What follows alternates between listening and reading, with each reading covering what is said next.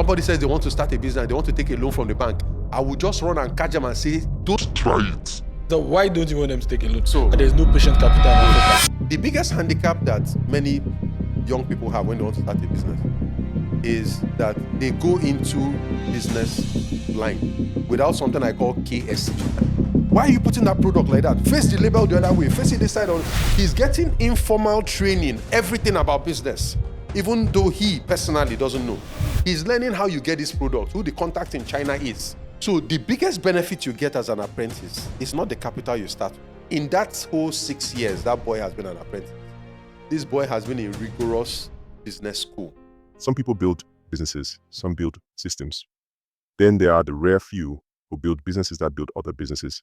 John Paul Iwoha is one of them, a Nigerian entrepreneur, business strategist, and founder of Activator HQ, formerly Small Starter Africa. He helps African startups overcome early challenges, scale sustainably, and access capital. There are two major types of capital.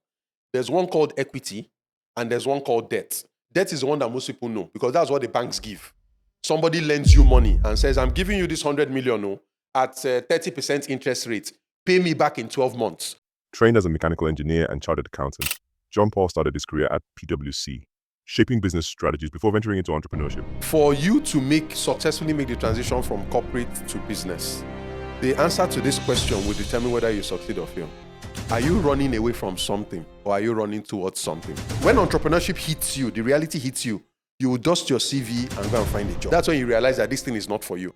But if you are running towards something and it hits you, you're like, we die here. Recognized by LinkedIn as one of Africa's top voices in startups and featured on CNN, HuffPost, and Business Day, he continues to train, mentor, and inspire over 20,000 entrepreneurs, proving that Africa's biggest challenge isn't ideas, it's access. This is John Paul Iwoha. It looks foolish to be asking a business, how much do you make? Because even if you make 1 billion in sales every month, we know that all of that money is not for you. Somebody will not come and say, you can't sell to students, they don't have money and all that. If you find out the kind of sacrifice that boy or that girl made to get that iPhone, you would marvel at the power of the kind of marketing these people have brought in.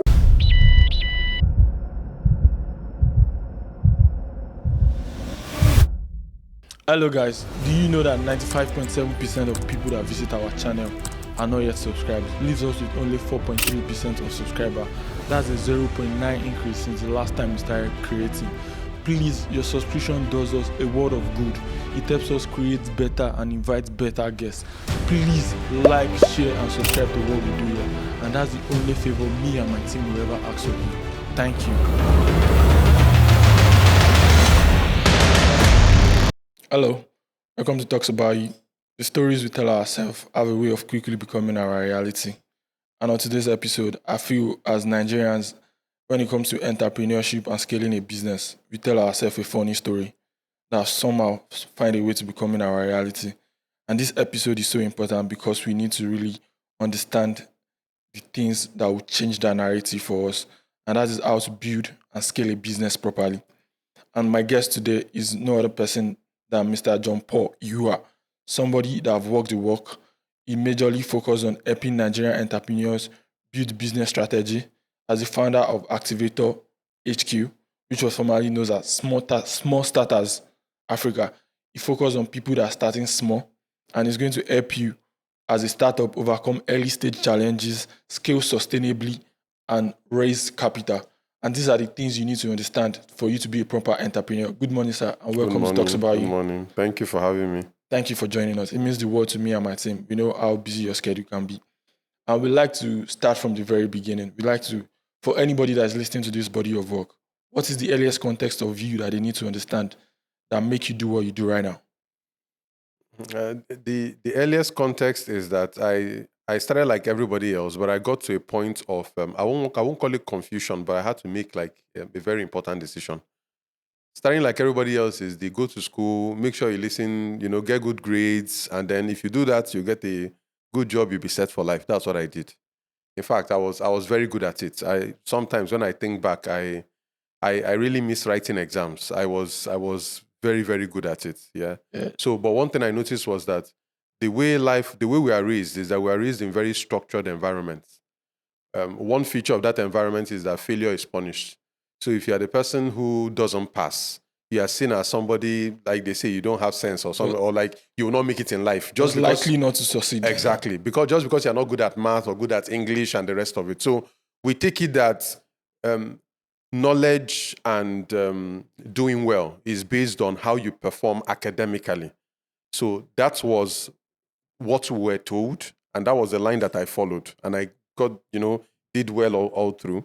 When I got to secondary school, of course, I found out that they will tell you that all the smart students are in science class. So, of course, I joined the science class and everything. And then they will tell you that, if you are good in biology and good in chemistry, you're supposed to become a doctor. If you're good in math, good in physics, you're going to become an engineer. All of it. I blew through all of them. So I was good with the biologists. I was good with. So it came, by the time I was done in secondary school, I had to do like several consultations with my lesson teacher and all that. What course should I do? And I settled on mechanical engineering because he said that is the mother of all engineering, is the most versatile of them. So the earliest context is that I started my proper career as an engineer. And by the time I got through that, in my second year of university, I stumbled on a little book that turned my head upside down, because all this while I'd always known people who are working in one bank, one oil company, doing well. My understanding of business growing up was not the full picture. I saw it that it's people who cannot afford to go to school that end up doing business. Because most of the business people I knew around me were people who did not go to school. And like from in southeastern Nigeria, when you're a young boy, you go and do the boy. So you go and do apprenticeship, and then you become your own boss. And so most of the guys I knew that even that had money, one thing I knew was that they were not as refined as these suit-wearing people. And they're not sophisticated. They don't have taste. They don't have class. So I thought that's what business was, right? So by the time I got to second year and I read that book, Rich Dad Poor Dad, I just realized something. That all these things we are doing in university here, by the time we graduate, we will have to carry a piece of paper called the CV to go and ask somebody to give us a job in a business. Eventually, all of us must work in a business. That's how I realized that this oil company, bank, and all of it, I'm just saying company as if they fell down from the sky. These are businesses that people started. So at the end of the day, they are training me to go into that system, and they will plug me into a part of that machine. And they will just pay me a salary and tell me, face your work. And that's what it is. So the moment I realized the full picture of the machine, I'm like, I don't want to be a part of, who are the people at the top? Who are those people who are running the whole show? Because, yes, the dream then was to work in oil and gas. Oil and gas paid really well. But if you are paying these guys really well like this, you who own that business, what exactly are you looking at? So that was when I started getting interested in the people at the top of companies and organizations. How do these things run? How do you run a business without being there, without looking over people's shoulders? How do you set up a company in Netherlands or Britain or America and expand it across the world? And you're able to, and you send people and they are able to go to work for you, and you're sitting somewhere in Europe. So it was at that point that I knew that, my end will not be in the job market. And interestingly, at that time, I earned 2 scholarships, one for Chevron, one for ExxonMobil. So I was still like an oil industry child, that I'm going there eventually. Yes, eventually, when I served in Ijebu, and I didn't attend my passing out parade because that was the day for ExxonMobil interview. So I went for the first one, the second level. The third one was to talk to the guys at Mobile House here. So when you get to that point, is that you already have the job. People are already reaching out to say, oh boy, this was 2008.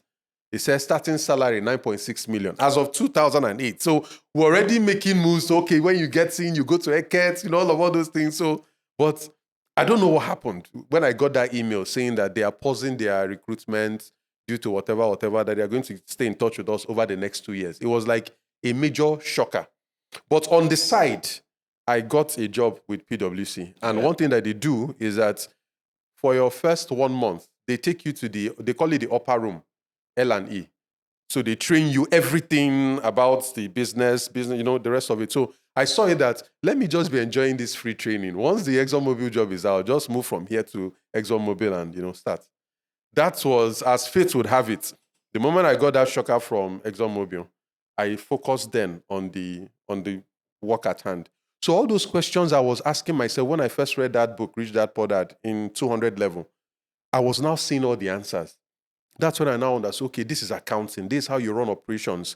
HR is very important, strategy, leadership, all this, they were just blowing my mind. And I just kept on absorbing. And the good thing with working in a management consulting firm is that unlike a traditional firm, you have to go through the ranks. There are some meetings that, as somebody who is just starting your career, you can't get into. But if you're working in consulting, they push you to the front.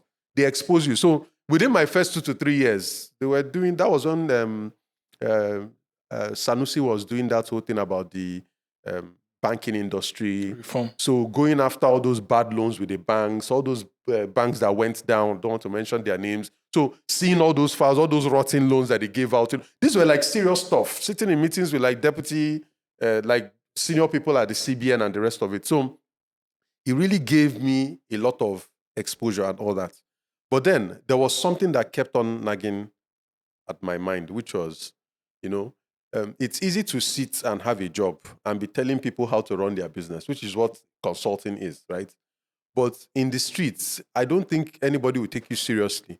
If you are earning a salary and you're telling me how to run business, like you don't understand my word, you don't understand my language. So I'm hoping we'll get to that point, because that would then lead to how I transition from corporate suit wearing type, suit and tie to... When did you leave PwC?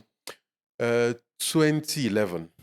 2011, that's a long time. That's a long time ago. But you didn't found small startups, according to my research, until 2023.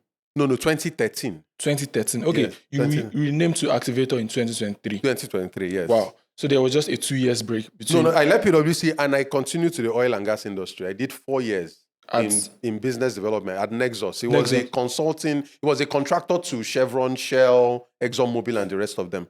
Yeah. What did those years taught you about? About business? Two different things. I was in business development. And business development essentially is about getting work, getting sales for the company. But it's a bit more structured when you are dealing in B2B, which is business to business. When you are trying to get trying to get business from Shell and Chevron, it's very formal. You send in your bid. So you have the pre-qualification, you have technical, you have financial. So it's a very, very structured environment. So that's one thing that I learned. Then, because the firm I worked with was more like one that was started by an entrepreneur and all that, I didn't... PwC was very structured. They modeled their international experience. So when you work there, you don't get the true sense of what it means, what it looks like working for a Nigerian company, because it's an international experience. That oil and gas one just hits me, because if you work for a Nigerian business, if you don't greet your guy when you come to work, it can be a very, very big deal. Meanwhile, if it's in PwC, you call the boss. You don't even put Oga anything. Everybody first name. But yeah, if you don't call, sometimes if you don't even bend down or... Mr. And another thing I found out when I was working, like when you have international experience, you're encouraged to speak up. It's not seen as they encourage that boldness. When you work, my experience working for a Nigerian company was, you better look before you talk.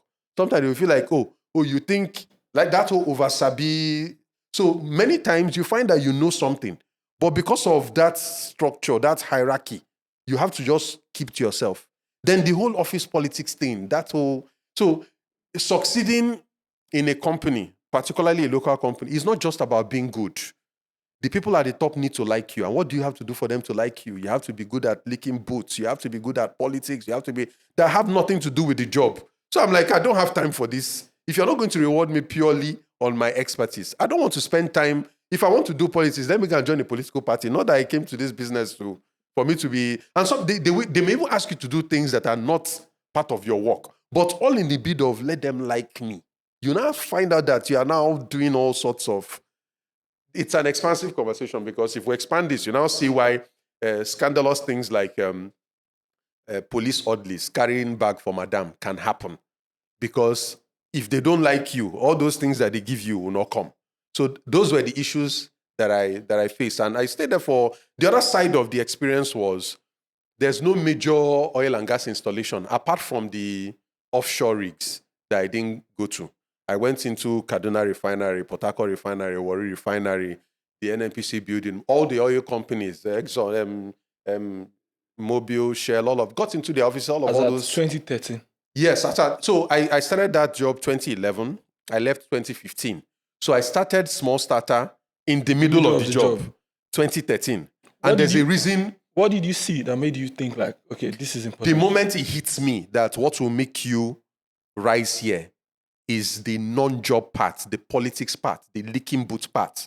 There was an evening I went to my computer, my office laptop, and I typed my resignation email. That was in 2012. I wasn't even up to 1 year on that job.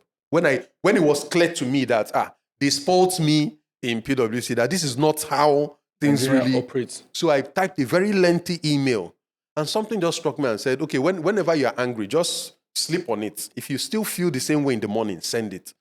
So by the time I typed that email, I saved it as a draft. I went home. The next morning, I started feeling very foolish. That why would you make this kind of move? Oh, you want to resign from this job. So how will you feed yourself? What's the alternative? I found out I didn't have any alternative. Even if it's another job, you have not applied. You're just angry, you want to resign.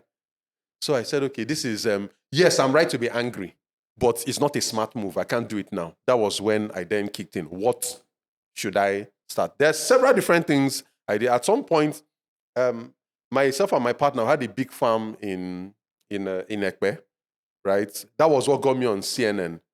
A couple of years later, yes.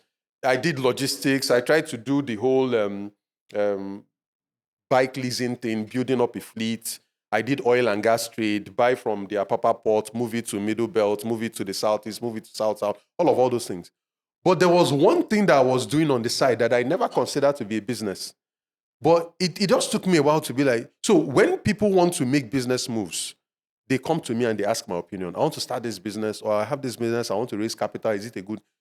And I always enjoyed it. So I never ever thought that you can charge for that kind of thing, because I'm like, this is something I enjoy doing. And in terms of my personality type, I'm also a teacher, because what I do is I know very complex stuff. So people sometimes are shocked that maybe I'm a chartered accountant or I'm an engineer, because I use very simple common language. So what I do is I have complex stuff in my head. I break it down so much that if I cannot explain it to a 10-year-old, then I know I'm not doing a good job. So I know that inside of me, I'm a teacher. I can explain complex stuff to somebody who doesn't even get it. So eventually, that was the point where I was like, this thing can be something. I can actually help people who are trying to start their business. Let me formalize this thing. Let me make it a business. And my ethos has always been, no matter what you want to start, it might look very big and all that, which is something I learned from people who were coming to me for advice. They have all these big ideas. Oh, I want to be the next Dangote. I want to start I'm like, I don't understand. Do you think this man started it overnight? Anything you want to start, you have to start small and then gradually, So that's where the whole starting small. Start small, but dream big. It doesn't mean you remain small forever. Start small, but dream big. So that name, Small Starters, came in. Later, I will tell you why we had to do the name change 10 years after. Yeah, so, but I found out that one other excuse that people give is that if you have a full-time job, how do you start a business on the side?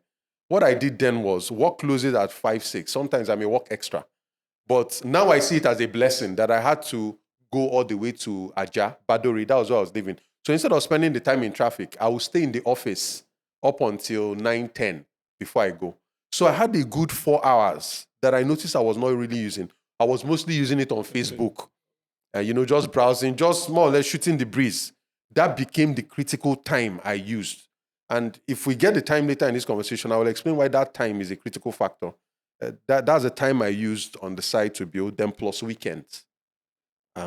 So essentially that's how. So on the night of, I think it was the 13th of February, 2013. It was the day before Valentine. That was the day, and that website was so ugly, which is another thing corporate life does to you. You are so used to polished stuff. In corporate life, everything is always done. So whenever you want to start a business from that environment, you have very high and unreasonable standards for somebody who wants to start. So if the website is not perfect, if it's not this, you're like, no, this is shoddy now. How can somebody like me be launching? That is what keeps many people from starting. So I just closed my eyes that day and said, I need either hell or high water. Here we go. And I published that button. Yes. I like the way you say that when you want to start a business from the corporate and you're moving into like being a proper business person, we have high standards. And what people don't understand is most of the best businesses in this country don't even have high polished websites. Exactly. Dangote have had the same website for like 10 years. I don't think there's any business more profitable than Dangote in the country. So you need to understand. So in the middle of that, my question is, what are the things you need to understand while you are starting out as an entrepreneur? Because I feel like you have lived both worlds. You started playing with the big boys, working for them, and you have to start out small to build something for yourself. So what do you need to understand when you are building something? The foundation usually is the mindset. There are people who have jobs and they like this whole thing about entrepreneurship. They see all this, this one has raised $1 million. They like it. They want to be part of it. But many times they can't make it work because of the mind. And the mindset is very simple. For you to successfully make the transition from corporate to business, the answer to this question will determine whether you succeed or fail. Are you running away from something or are you running towards something? Running away from something is, I have a terrible boss. Oh, my work is so demanding, it's so stressful. They pay me so little. So you're running away from something, either a small salary, a terrible boss. I always wake up 4 a.m. in the morning, and all those things are not good reasons for you to quit your job because you're running away from something. And why I'm saying this is that people think that when they become their own boss, all those things will disappear. You will work less, you will make more money. They don't know they are going from frying pan to fire. And what I find is that the moment you realize you are in fire, most people run back. They panic. They panic and they run back to that job, right? So if you're running away from something, when entrepreneurship hits you, the reality hits you, you will dust your CV and go and find a job. That's when you realize that this thing is not for you. I know several people who have tried it and you run back and go and find a job, yeah.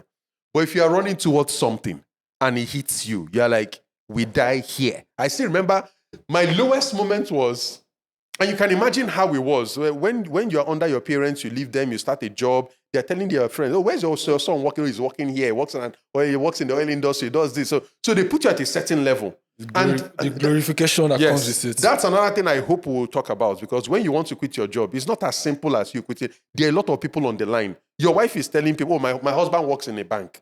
So it's not just about the money. They are bragging rights on the ground. Your parents too are going to see. I say this. It's not to take it out of context. I just say we live in a country that promotes being a classist, and we are not aware of it. We are a classist society. Exactly. So and that class, people want to protect it, because you find people in my line of work. I've tried several times to recruit people for a startup, a promising business. You try to recruit somebody from a bank. I know your salary. I know how much they're paying you. This person will pay you significantly above that. And they're asking me, which company is that? When did it start? So are you saying I'll leave this? Like, everybody knows GT Bank, everybody knows First Bank. Why will I leave those ones? I come and work for a company that I don't know. So this person realizes they are not being paid enough. But because of what people will say, because of that class thing, because of status, they will rather preserve the status than do something meaningful. Do something meaningful for themselves. So back to my story, I got to that point where, okay, the way people are, and then I got to that point after, you're in business now for almost 2 years plus. And I got to the point where I needed to ask for financial help from my dad. The thought just came into my head. You need money, ask your dad. The moment I got that thought, that's when I realized, my goodness, this is rock bottom. It has come to a point where, when was the last time I took money from him? Right? So that was when I realized, okay, you have two choices now. It's either you go back. I resigned from corporate as a manager. It's either you go back to corporate, or now the battle has matured. Now you have to face it. So that is the point where people either face it or they run. So that was how I knew that, okay. But the good thing is, let me segue to some other angle. When you start a business, there are two things that are high. Your morale is high, your motivation is high, your resources are high, your capital is high. From there, the downward spiral starts. You start spending money, rent for the office, you hire staff, you buy the car, rent the warehouse, whatever. Your resources are going down. As it's going down, the sales you expected to get from customers is not coming in. So you are seeing the end approaching. You will soon run out of money. And you thought that you would start making sales in 2 weeks or so. Now it's almost 6 months. Everybody is telling you, I'll get back to you, I'll get back to you. You're not making any real sale. So your motivation is really going down. And so you get to a point known as I call it the valley of death, which is where you just realize that I've made a terrible mistake starting this business. It's called a valley. So should I? Afrobeat is in a valley too. Every business gets to a valley. You get to that point. So So should I just run back to where I came from, or should I just struggle through this thing? And the good thing about the valley is that is where your character is formed. Built. When you say that somebody is an entrepreneur, there are sometimes people will tell me, oh, that entrepreneur, his business is in, I'll tell him nothing will happen to him. You'll see, he'll resurrect. It always happens, right? The real entrepreneurs. The real ones, because that is what forms that character. That valley of death is what forms the character. So by the time they come out of the valley and they are made, they can hold on to whatever it is that they make. Unfortunately, that is when society starts to glorify and adore them. Everybody wants to be like them, but they don't know where they are coming from. So the question is, if you want to be like this person, do you want to go through? So that's why some people think it's controversial, but I'm like, the last prayer I have, I don't want to be like somebody like my most admired Nigerian entrepreneur is Aliko Dangote. But my biggest prayer is never to be like him. Because I understand what it takes. Not everybody can take that kind of in this country. So it's a good thing that you admire those people from a distance, but you need to know your own measure of what you'll be able to do. So I left corporate employment 2015. This year May marked 10 years. 10 years. Yes, that I did it. But Small Starter is older than that because I ran it for 2 years, which is another big lesson. Start the business before you resign from your job. Because that time, and it does a couple of things for you. The first is the 2 years between starting the business and resigning proved to me whether there's teeth in this thing, whether the concept will work. The second is that descent that starts when you start a business, your resources are going down. The salary was still helping me in those 2 years before I started getting steady income from the business. So the job became my insurance. And I then knew why I needed the job, because the job was just an insurance to help guide me through. And mentally, something shifted to in 2013. The moment I launched the business, I started wearing, it was always suits to work, but I started only wearing white shirts, no tie. And to remind myself, white collar. Which day am I going to remove this uniform? So from 2013, every day white. You always see me in CMS somewhere. I always buy. So people always ask me, why don't you like, even my wife was like, you don't, all these other colorful shirts. Why don't you buy? I said, don't worry. White, white, white. So when that day came, I then said, wow, okay. So it's today that I'm leaving prison.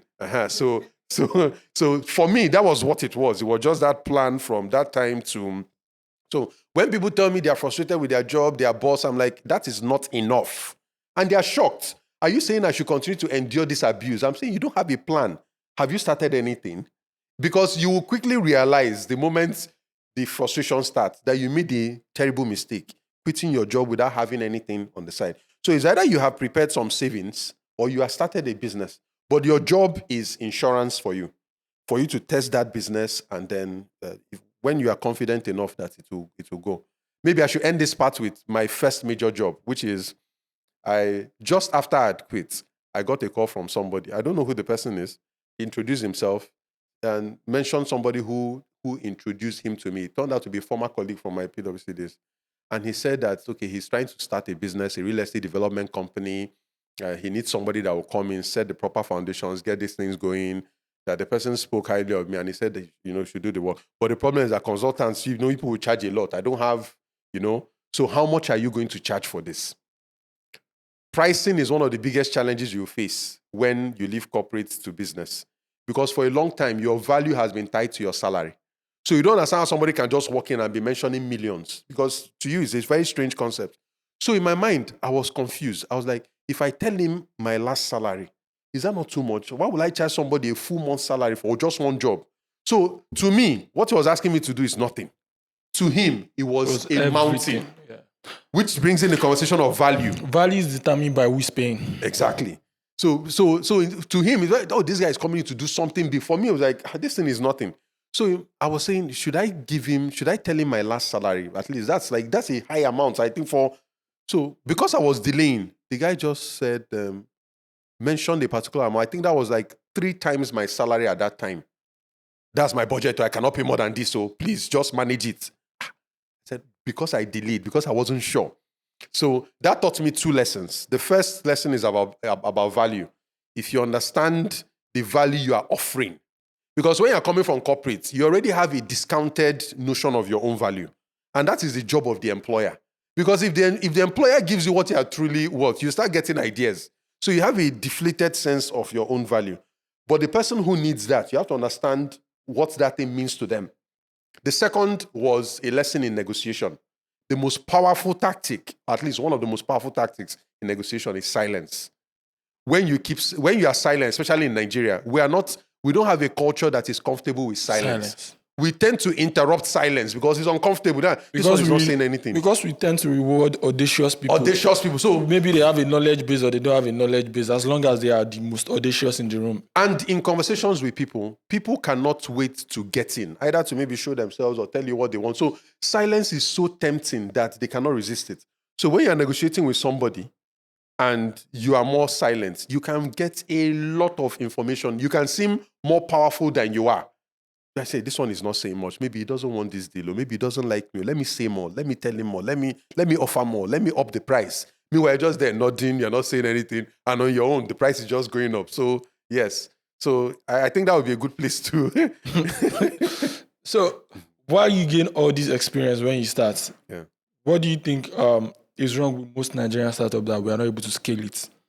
Because most Nigerian startups that dies within the first 5 years. Yes. And one of the biggest reasons why they die is this. There's an interesting contrast I want to paint. The guys that we said did not go to school, by 15, 16, they start their apprenticeship. They are an apprentice in that spare parts shop. They are an apprentice in whatever business, furniture making, all that. The guy spends like between 5 to 7 years being a boy. Now, the moment he's made free, he's given a very tiny amount of money. I thought it was something that just started. When I was speaking to my dad, he said that when he became free in 1972, his oga gave him only 500 naira. Only 500. And 500 naira was supposed to like big money. The boy was not. But the equivalence would be like, yes, somebody asking you to start a business with 5 million.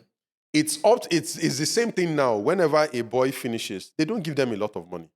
They don't give them a lot of it. And one of the reasons is that the oga cannot just pull out all of that capital and give this boy.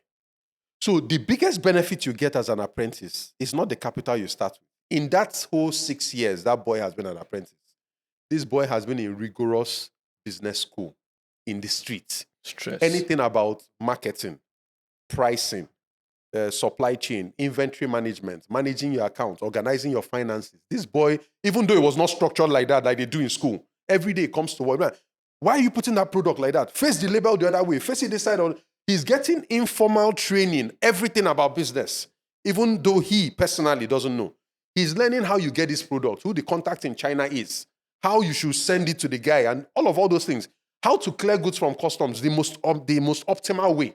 How to pack a container. What should you put at the back of the container? What should you put in front? These are little things that you will pay with a lot of mistakes if you try to go in the formal way.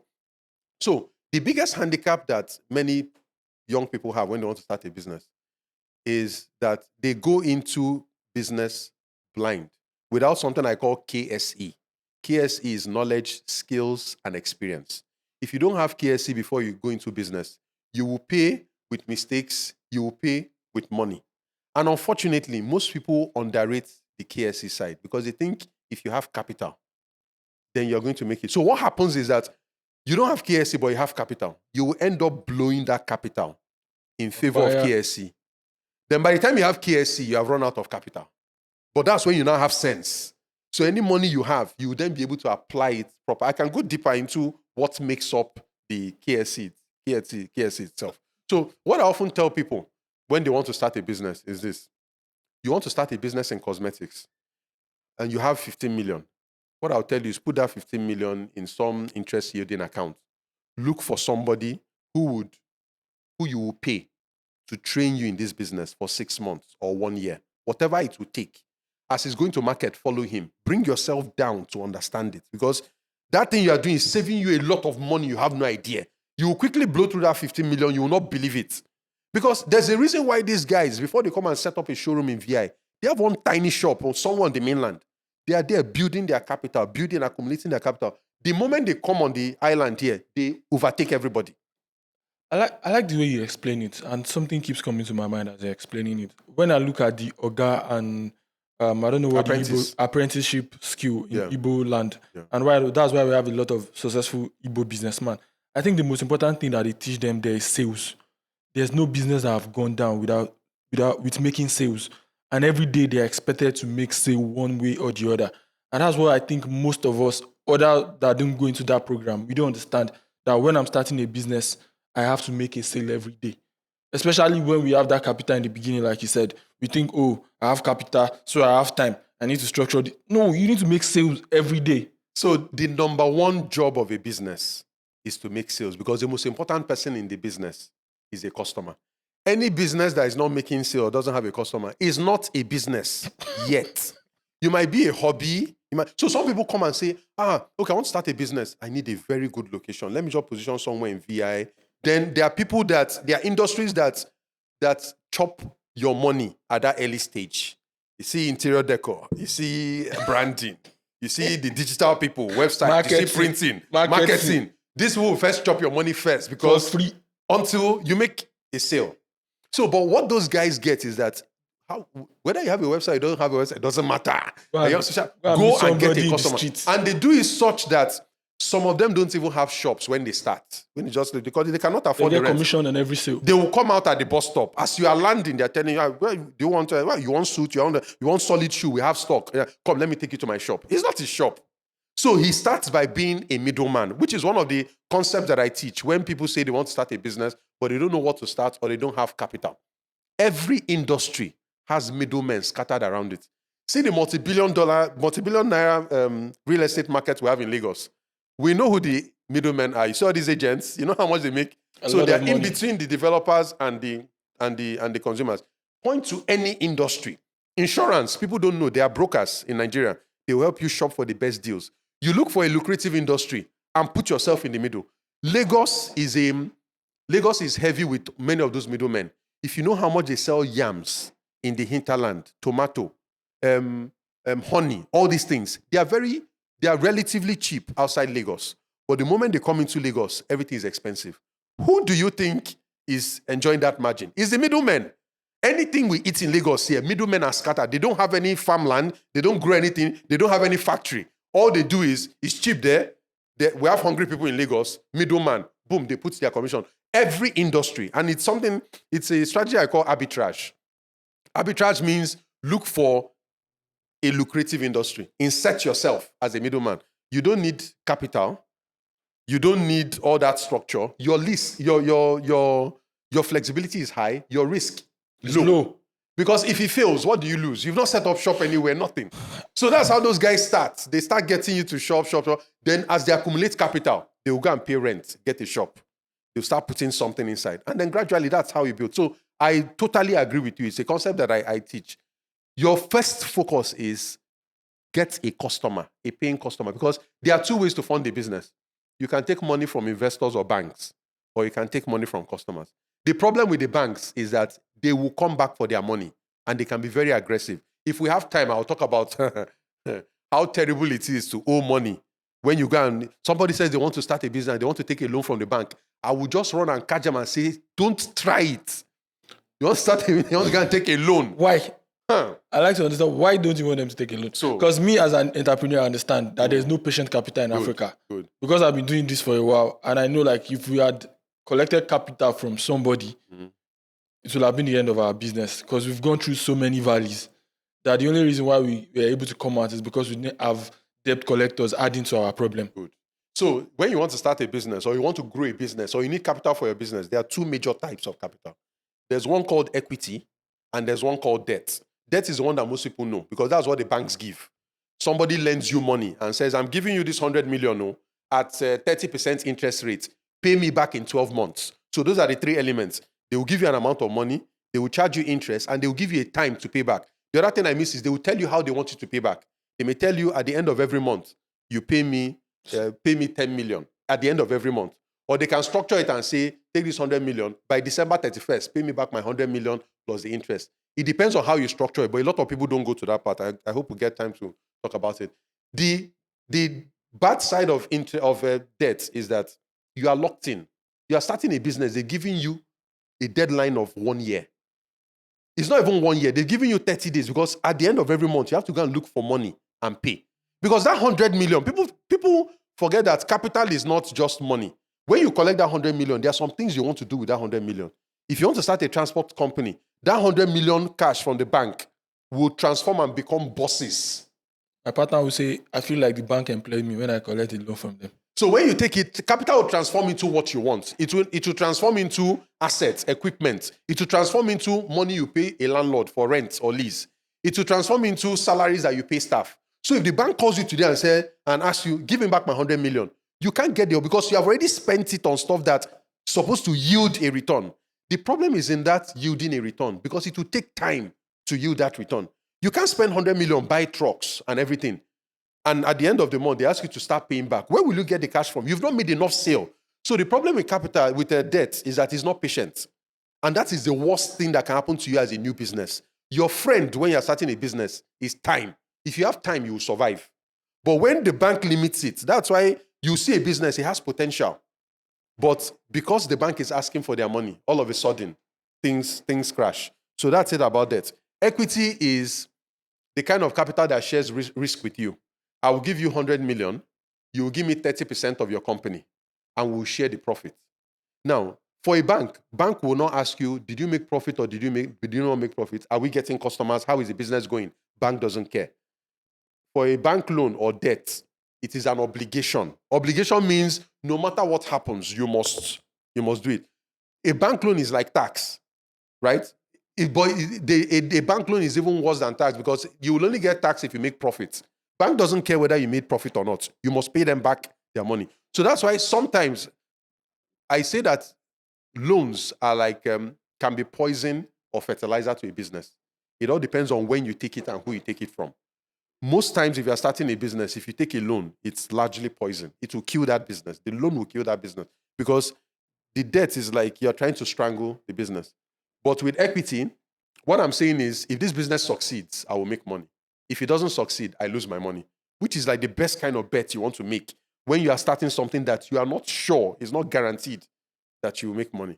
Because of I like the way you explain loan and equity, but because of the credibility of our society, most people you are going to meet in Nigeria is on survival mode, the OSU mentality. Yes. How do we get equity? So what I would even say, instead of equity, because another thing I noticed is that many people in this part of the world are very emotional about starting a business. We take pride in control. Oh, that's my business. I own the business. We don't want somebody that will come and be asking us questions because you give me money to put into my business. So the problem is not even that they will not, whether they will get equity or not. It's just that I don't want somebody that will come and be dragging this business with me. So that is even the major problem we have with equity. Apart from the fact that it is much more favorable to you. But there's a middle ground, which is instead of taking debt from banks, take debts from the so-called investors you want to raise money from. The good thing is that most people don't know, except you get to a certain level, you can negotiate a bank loan. See, there are many things that when you understand how business works, you now know why the banks are the way they are. When you go into a bank, the bank is positioned in such a way, psychologically, that you don't feel you can negotiate anything. When you are starting a loan, when you want to get a loan, for example, you are the one who approaches the banks. That already tilts the power dynamic. Then when they give you the offer letter, they are the ones who write the contract and give it to you. Read and sign. You cannot negotiate to change any. Oh, I don't like this thing you wrote here. It's not positioned that way. It's like a price tag in a supermarket. When you walk into a supermarket and see a price tag, psychologically, you are made to feel like you cannot negotiate the price. You don't price stores as You don't price stuff at supermarket. But if you go into another shop that doesn't have price tag, once you bring this out, how much is this in 50,000? Let me give you 35. Eco market. So that's the bank positions itself as a supermarket for selling money, which is loans. They don't give you the impression that you can negotiate anything, nothing. Take it or leave it. Interest rate, 40%. You cannot negotiate. We want you to be paying every month. You cannot negotiate. But with an individual, you can come and say, I want you 100 million, 40% Abi. But sir, I understand why you want to invest. You need additional income. You need passive income. You just need something from the side. So here's what will happen. A bank will tell me to pay a lump sum at the end of the month. But God, let me be paying you only interest. If you take 100 million from the bank will tell you to pay about 10 million plus every month. But if you are only paying, and that 10 million is a combination of the principal and the interest. But if you are paying only interest, it might not even reach 1 million. And that's a big difference. You retain 9 million in your business. Keep doing business with the 9 million. Only pay. So with an individual, you know that his interest is just wants passive income. He just wants somewhere to park this money so that he will not eat it. You say, okay, I'll be paying you your interest every month. You can make do with paying 1 million every month. And then tell him, this our deal is for 2 years, right? So I will pay you your 100 million in 2 years' time. But for the next 12 months, just be enjoying your interest. If 1 million is too tight for your business, make it every quarter. Every quarter, I pay you only interest. I've run out of count of how many people I've advised that are working in this Lagos. They don't touch bank loan. And the interesting thing is, once you get to 2 years, guess what happens? Let's do it again now. Is the investor chasing you? In fact, by then, he tells you he wants to do 200 million. Because he has now seen that if I have real estate, I'll be chasing tenant up and down. This one, very easy. Always pay me my money. And the truth is that if he asks you for that 100 million, you don't have it. Because it's not buried in your business. But it's fine. You have bought time, 2 years. So it gives you the comfortable thing of, this person is not a co-owner of your business, right? But it's so comfortable that you're only paying interest. And interest has a psychological factor. Every month he gets interest, he gets this feeling that his money is safe. Safety, yeah. Even though it's not a guarantee, the money is not anywhere. So you just keep doing, because when you are starting a business or you want to grow a business, any assumption you make in this environment, you cannot guarantee it. And the safety you give to your investor kind of puts a burning fire in you that, yes, I have something I need to get done. And there's nothing more than a happy investor. They will just go and call other people. Where are you putting your money? Which one? How much are they paying you? There's this guy, very smart guy. He has never failed me. So you get to a point where you don't even need banks. Words of mass marketing. Exactly. And we are a trust-based environment, which is why sometimes people who don't read it well, read it as maybe tribalism or something. Because the truth is that somebody who speaks your language looks like you. You already have like the fundamentals of building a relationship with that person.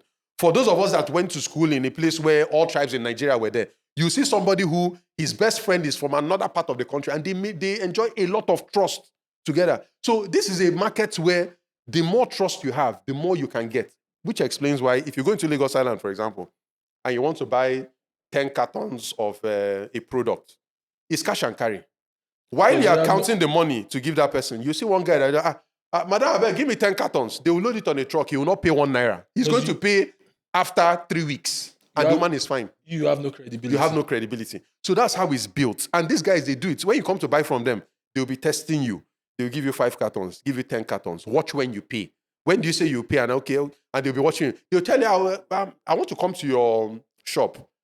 They'll come to your shop. They will assess, see potential for growth and all that. And before you know what's happening, one day you come to take like 20 cartons. They tell you, no, don't pay. You can pay after 2 weeks or something. So many times, people put capital as number one. I will put KSC, knowledge, skills, as experience, number one. Number two, still not capital, relationships. Because in this market, relationships can get... There are people who don't have a dime in their business. But because of relationships they're built with suppliers, with customers, with investors, they can get anything they want. They don't have a dime. They can get it. When you say this, I just kind of look at it from a very different perspective. We cry in Nigeria like nepotism is not the way of the world. And nepotism is just who you know and how you know them. Exactly. And we act like it's a problem. I don't know why.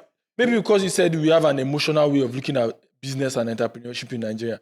But what do you think is the problem? Why people are not able to build we're emotional solid relationships? This is where some people might not feel comfortable with this, but the good thing is that people need to understand reality, right? We live in an environment where the connection between results and the connection between the before and the after, there's no explanation for it. So what I mean is this. If somebody makes a lot of money, like as we use in local parlance, blows, the emphasis is not on how did you make this money and what can I learn from it so I can replicate it. The emphasis is on, wow, man, we are focused on the outcome. So we're like, thank God this has happened. Thank God. It will also be I will also let me touch this grace. Let me touch the favor. And so we're just so surface. We're not getting to the root of how can you replicate, what is the lesson to be learned here? So what that then means is that I have the unfortunate reality of dealing with people who the person is going through a loss-making business. They're making heavy losses in their business. And they get to a point, and I'm trying to understand the problem. And this person has made up his mind what the problem is. Really, he doesn't really need me for anything. The problem is he's a spiritual attack. He's a supernatural. He knows the person that is doing this thing to him from is his neighbor, is his village. See, and the first time I made the mistake of trying to laugh because I thought it was a joke. They are damn serious. It is spiritual. And all these things that you are saying, forget it. It's not going to work. So when I now bring up another angle and say, I hope you know that the Chinese are not, all these religions that we have, China doesn't hold, the supreme power in China is the Communist Party. You cannot put your God before the Communist Party in China, right? So it's a country where religion is subordinate. But we see what they are doing in the world. Look at the Europeans. They are converting churches into pubs and playgrounds. They will tell you the individual is this. Have you ever seen Richard Branson or Zuckerberg or any of these people when they want to start anything? They will now mention when they say, okay, by next quarter we are going to deliver 25% returns by the grace of God. Have you ever heard anything like that on CNN, BBC? Any of these people tell you that by the grace of God next quarter we'll deliver? So the assumption is you see what God has created and how he's feeding them and taking care of them. And we feel that in this part of the world, we have to particularly mention God for him to do his job. That already tells me that there's a problem. So we're not a principles-based society. We don't focus. And when I say principle, it's not about good and bad. Principle, like in science class, what is the principle that makes this thing work? Like the water cycle So principle, by principle, I mean what makes something work. We are not that kind of people who want to look at why. So if a sudden phenomenon happens right now, they'll tell you, I told you, God is punishing us, or that person has power. So there's a test that I use. In Europe and America, you have magicians are an industry. You have magicians that come on stage and they make money. They are magicians. Here we have comedians, we have musicians, but if you notice, we don't have magicians as an industry in Nigeria. Do you think we don't have magicians, people who can do tricks? The reason we don't have magicians, the way we have comedians and musicians, is that the magicians have merged with the supernatural superstition and religion in Nigeria. So many times the miracles that you are thinking about, right, is sleight of hand. And how you can separate it is that if you go to the UK, musicians will come on stage and do something. They'll be like, wow, you put a rabbit inside the cap. And next thing, the rabbit has disappeared. But nobody's like, Jesus. They'll be like, everybody knows it is magic. And they pay to watch magic. But here, have you ever seen any magic show in Nigeria before? No. Because the name for magic in Nigeria is called miracle. And they are two separate things. If you're on YouTube, if you're on social media, there are some channels that show you how the magic is done. Maybe the back of the cup, they have opened it. They show you how magic is done. But here, we don't have magic. There has to be a trick. Yes, there's a trick here. But here, we don't have, our magicians, they don't have any industry. Because here, we call magic miracle. And there's a big difference. A miracle is something that is largely unexpected. Let me give you an example of a miracle. You have a particular sickness. You go to the hospital, they've given you drugs, they've done surgery, they've done everything that they can do. And the doctor tells you there's nothing else we can do. Just go home and, right? So at that point, you've gotten to the limits of human knowledge. And then all of a sudden, something that is unexpected, what human knowledge expects is that this person will die. We've done everything we should do for them.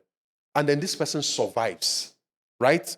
So over there in Europe, the scientists will go to work. What happened? This person was someone, and they will go and investigate. And that is how we got all these discoveries that we have now. So we are now in an era of semaglutides and Ozempic, drugs you can take and lose weight, right? Here, it might be called a miracle that somebody loses weight, but the way they discover, miracles make them question and say, let us discover. And all of a sudden, that thing that is a miracle, they now make it a fact. The way people don't realize how dangerous malaria is. Before our medicines, malaria used to kill a lot of people, right? And now we take it for granted that once you have fever, you have malaria, take the drugs. Guaranteed. 99.9% of the time, within 2 days, you're fine. Yeah, we don't pray for malaria in this country anymore because it's now taken for granted that just take the drug, you survive. This is a disease that haunted us in Africa for generations. We couldn't do anything about it. So you now understand why we would be as a continent and we will see the Atlantic Ocean. And we never said, what's on the other side? Let us sail and go. We were like that for a long time until the white people came. They came to us and they conquered us. So by our nature, we are not discoverers. We are not curious people. We don't think about principle. We jump to conclusions very, very fast. If anything happens to you, either in your business or whatever, everybody around you will tell you, have you gone to seek answers? Have you prayed about it? Have you, right? We lack basic understandings of so many So, things. but this is the difference between you're in a class. The whole world is a class. You have Americans, you have Europeans, you have Africans, and all of them. They are teaching us maths on the board. Other people are learning and they're taking notes.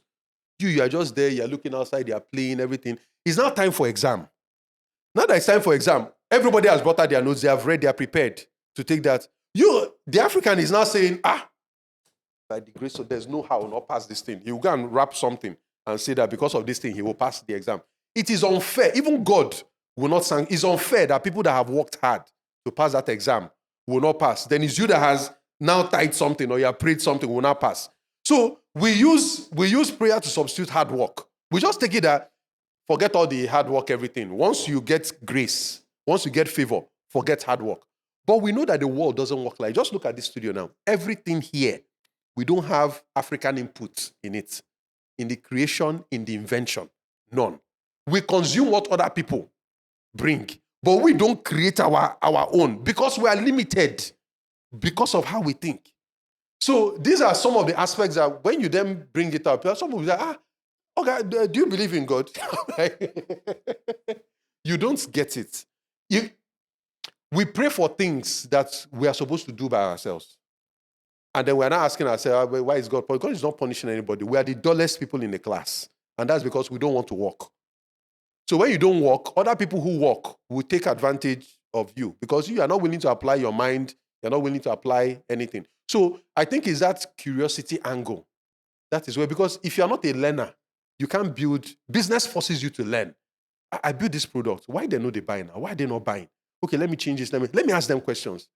So business forces you to learn. That's why our entrepreneurs turn out to be like our most curious people. And that's because the line of life they've chosen has forced them to be curious people. But on the average, we're not. We jump to conclusions very, very. If anything happens now, we can quickly explain it.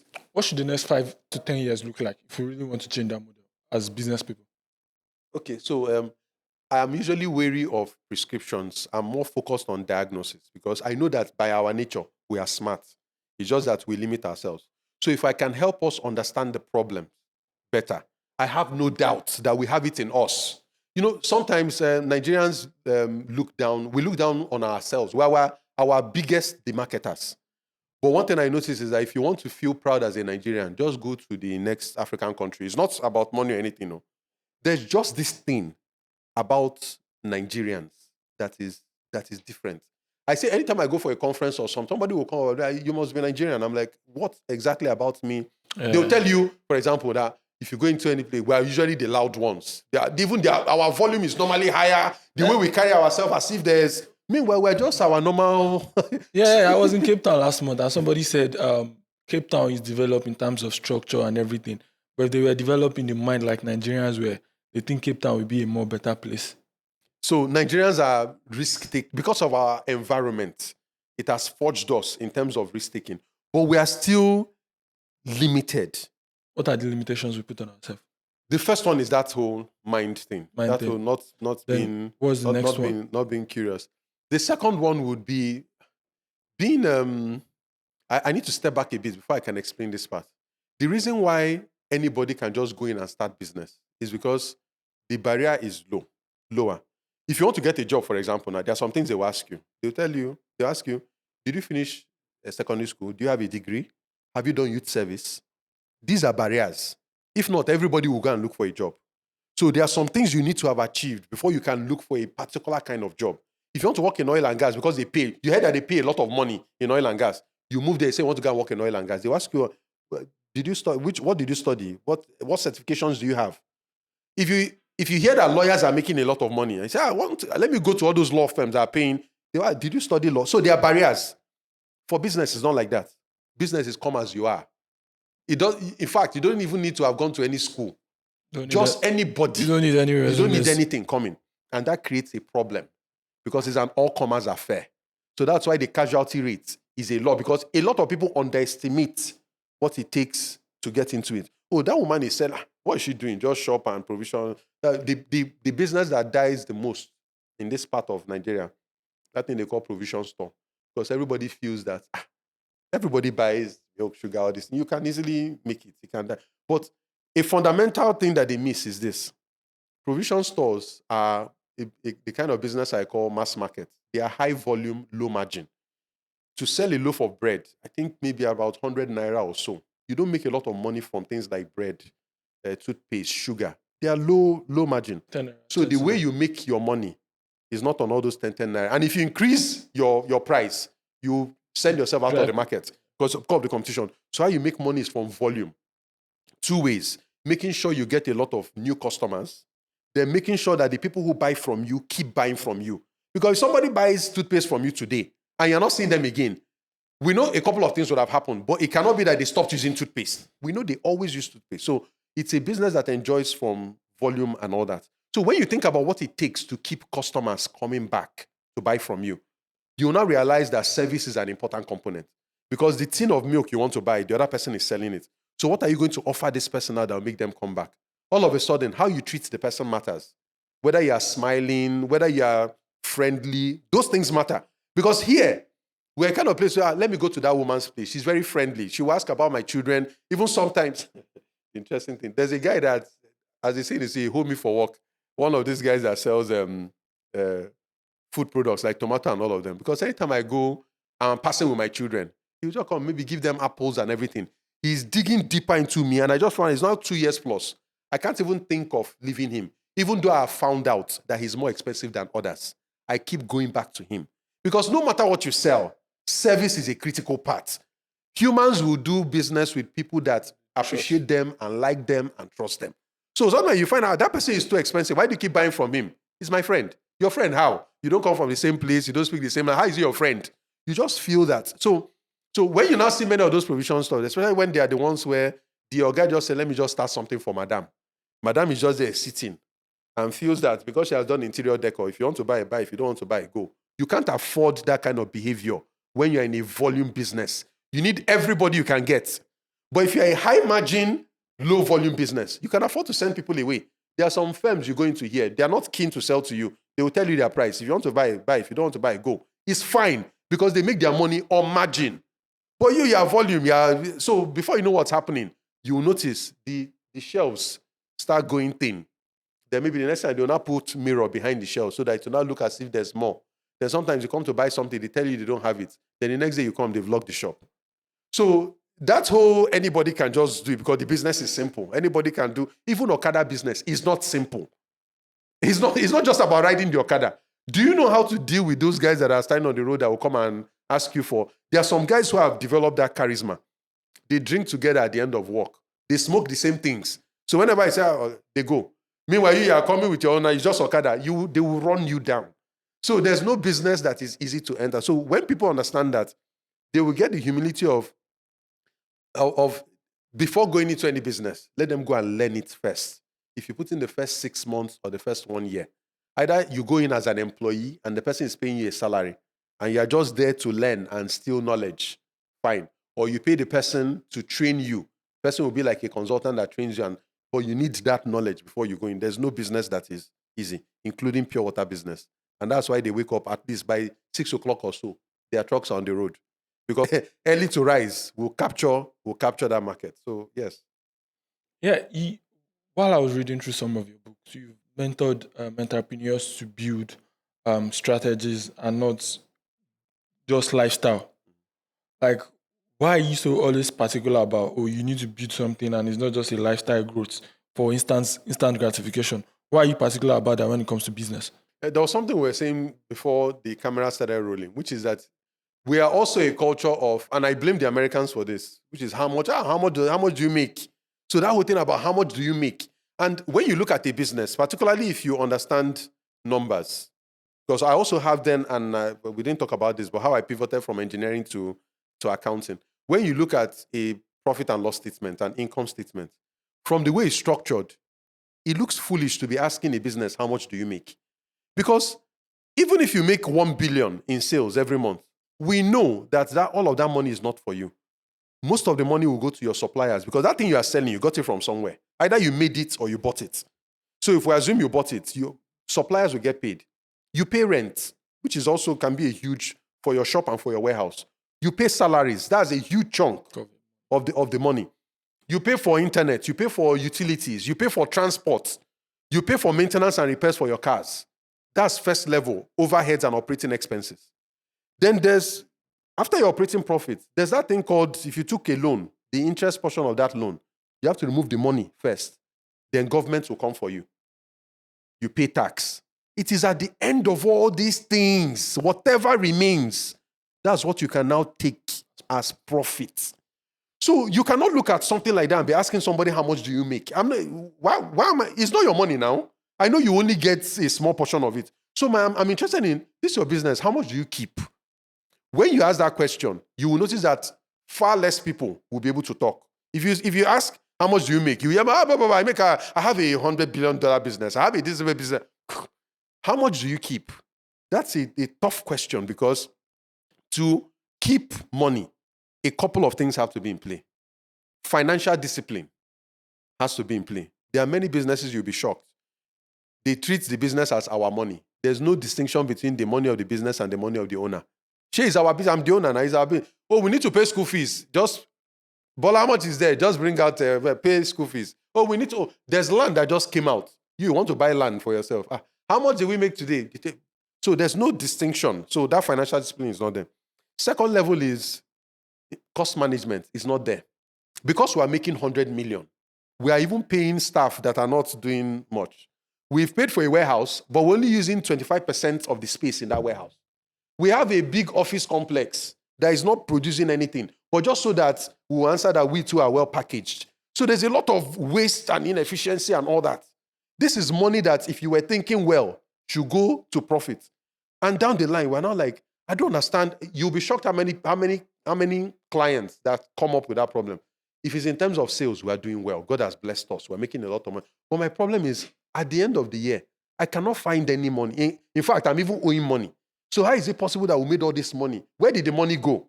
When you then start looking at all of it, for even the ones that are disciplined, there was a client of mine who has done a very good job separating personal and fine, cost management fine, but was still complaining.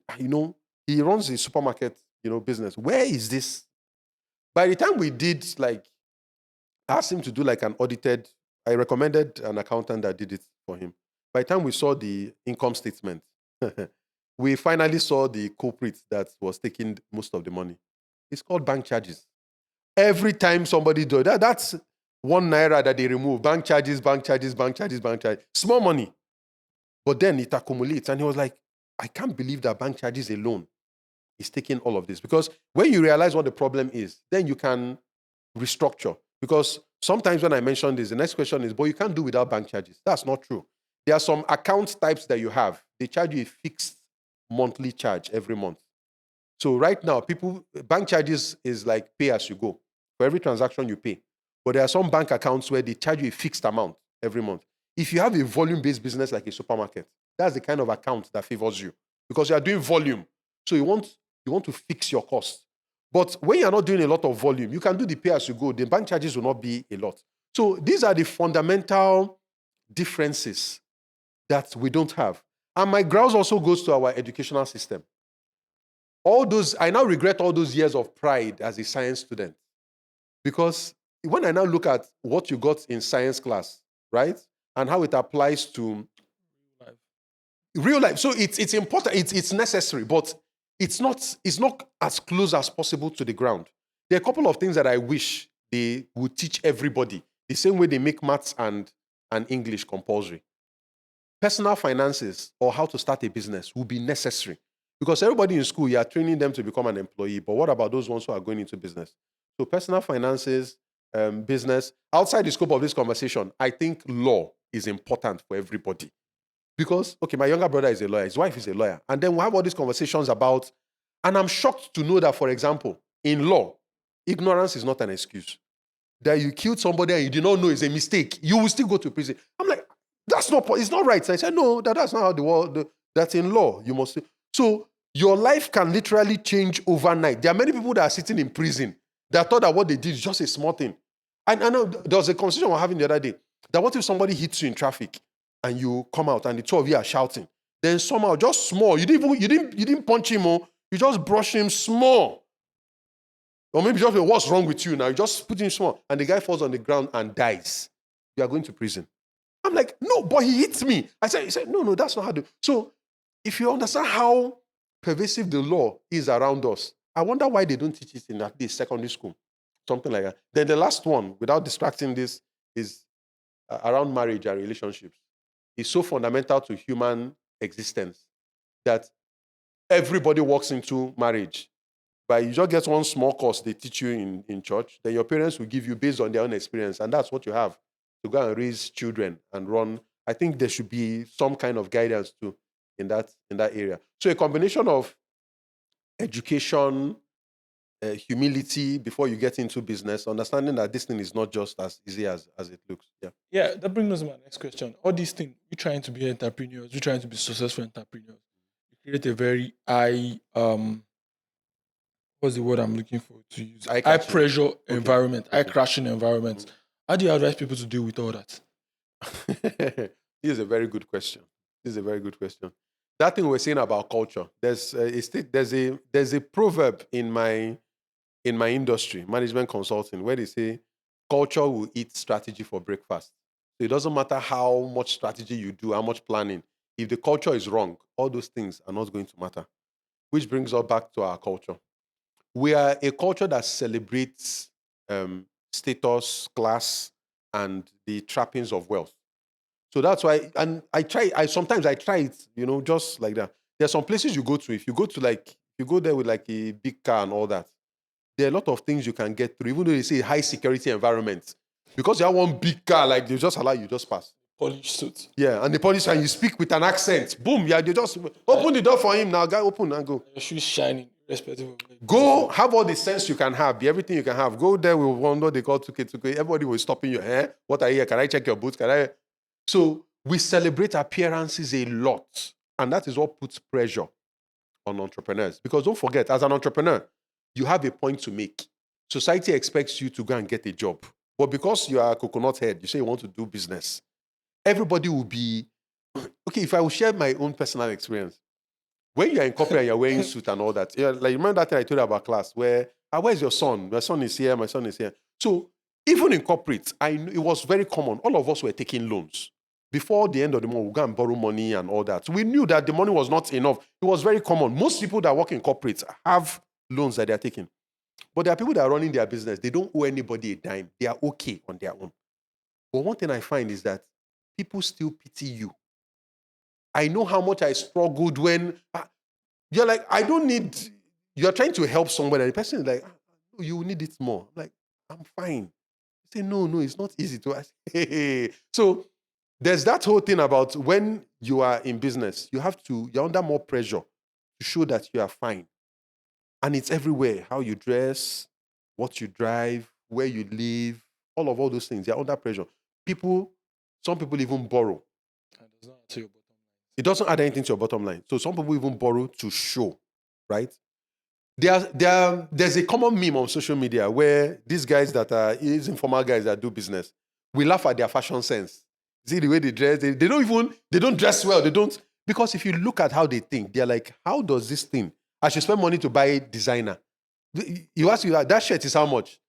Oh, they're selling that shirt for 250,000. But he can buy a shirt for 15,000. He cannot understand why he should pay that extra. And your answer to him is that, it's Tom Ford now, he's Balenciaga. I say, and is that why I should spend? He'll tell you, no, give me that other one. So we laugh at them that, these ones, they are crude. They are not sophisticated. They are not. But the truth is that it doesn't make financial sense to pay more than you should. So what do you want the shirt for? I want covering, clothing. Okay, so what is the most decent you can get at a price that makes sense? But that's an industry that I envy. I'm very angry with them, but I also envy them. You see, designer fashion, I'm a big fan. Because that is the biggest scam of all time.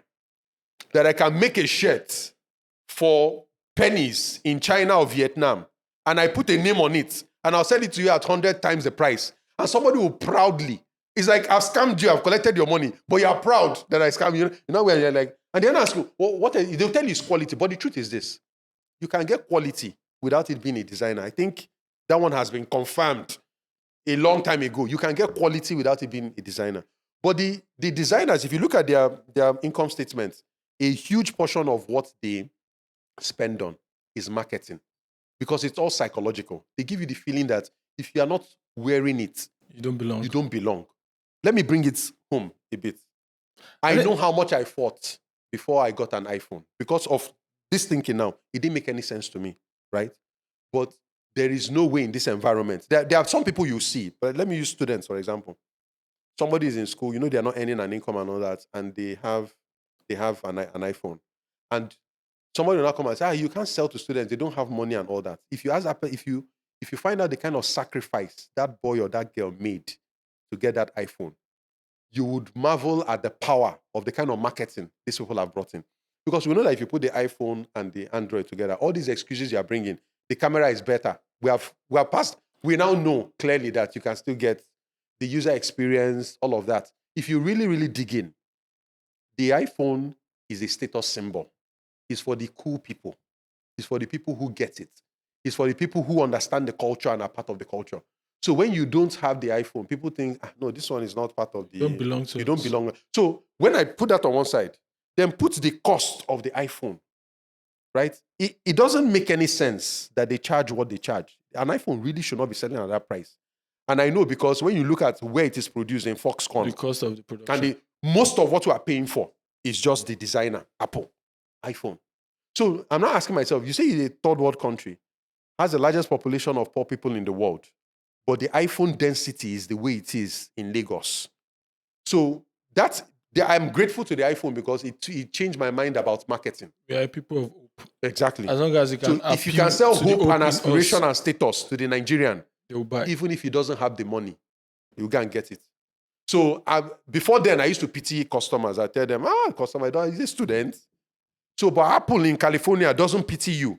And you too don't pity yourself. You got to look for the money. Why should I be the one that will pity you? Because you said you're right. They've sold hope and aspiration. They've sold hope and aspiration. And everybody has bought it. So that's the angle of separating the function from the hype. And it's a lot here. So I guess the best way to describe this would be, this thing I'm doing, who am I being loyal to? Am I being loyal to myself? Am I being loyal to public opinion? Takes the pressure away. Yeah, it just takes the pressure away. Because there are some people that, you don't pass this car now. You don't. Whenever I hear that, I'm like, this is it, oh. This is it coming. Yes, so this is now them. You don't pass this thing now. Which is coming. You don't pass. You don't pass this. I say, no. The moment you start hearing you don't pass, I often say that the biggest power, I don't know about earth, but here is peer pressure. Yes. Biggest is peer pressure. So, and sometimes it's not that they have opened their mouth to put the pressure on you. They are the one who is, see Dele now, see Chinedu, see Abdul. So all of them are, me too, I'm not. Everybody is doing it. Because now you tell yourself they don't. Your spouse is doing it. Your in-laws are doing it. Your parents are doing it. Your siblings are, and they are not doing it out of any malice. They don't want to, but it's just there everywhere. Everybody wants to. Because we are a classist society. We are a class at the core of us. So if you and there are people who are milking it. I've told you designer fashion, but that one looks far away. The clubs in Lagos. There are new Nigerian fashion designers that does exact the same model that them Fendi them. That's what they are modeling, and they are. So what I do is that when I find those ones, that is what I would rather buy. But I'm not high on the name. It's on the quality. If the quality is there, I say, okay. Nobody knows you. So let me key in now. The moment they know you, I leave you. Because I know I'm not buying the product again. I'm not buying your hype. So another industry too is the clubs. The clubs understand what we are discussing now very, very well. Because you can't say you're cool, you're not there. And then when they start mentioning their names, and you're not popping. And you're not popping. So when the bills are being paid, by that time, when the eyes have not cleared around 2 a.m., 3 a.m., that's when you now see the real business of the clubs. Because what they are selling to you is not the drinks. It's not the music. You can get that in your house. You can get it anywhere. What they are selling is access. Oh, I was at so place. That's why it will not make sense that you go to such a place and you don't post it on social media. Why would you spend so much money? Don't put. So we focus more on fluff, and you cannot afford fluff when you have a business to run. No.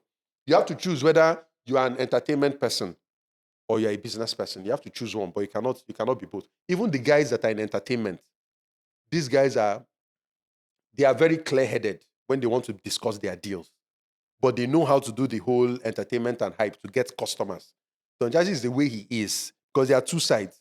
He understands that he needs to maintain his connection with the audience to stay relevant. But he's a cold-eyed business person.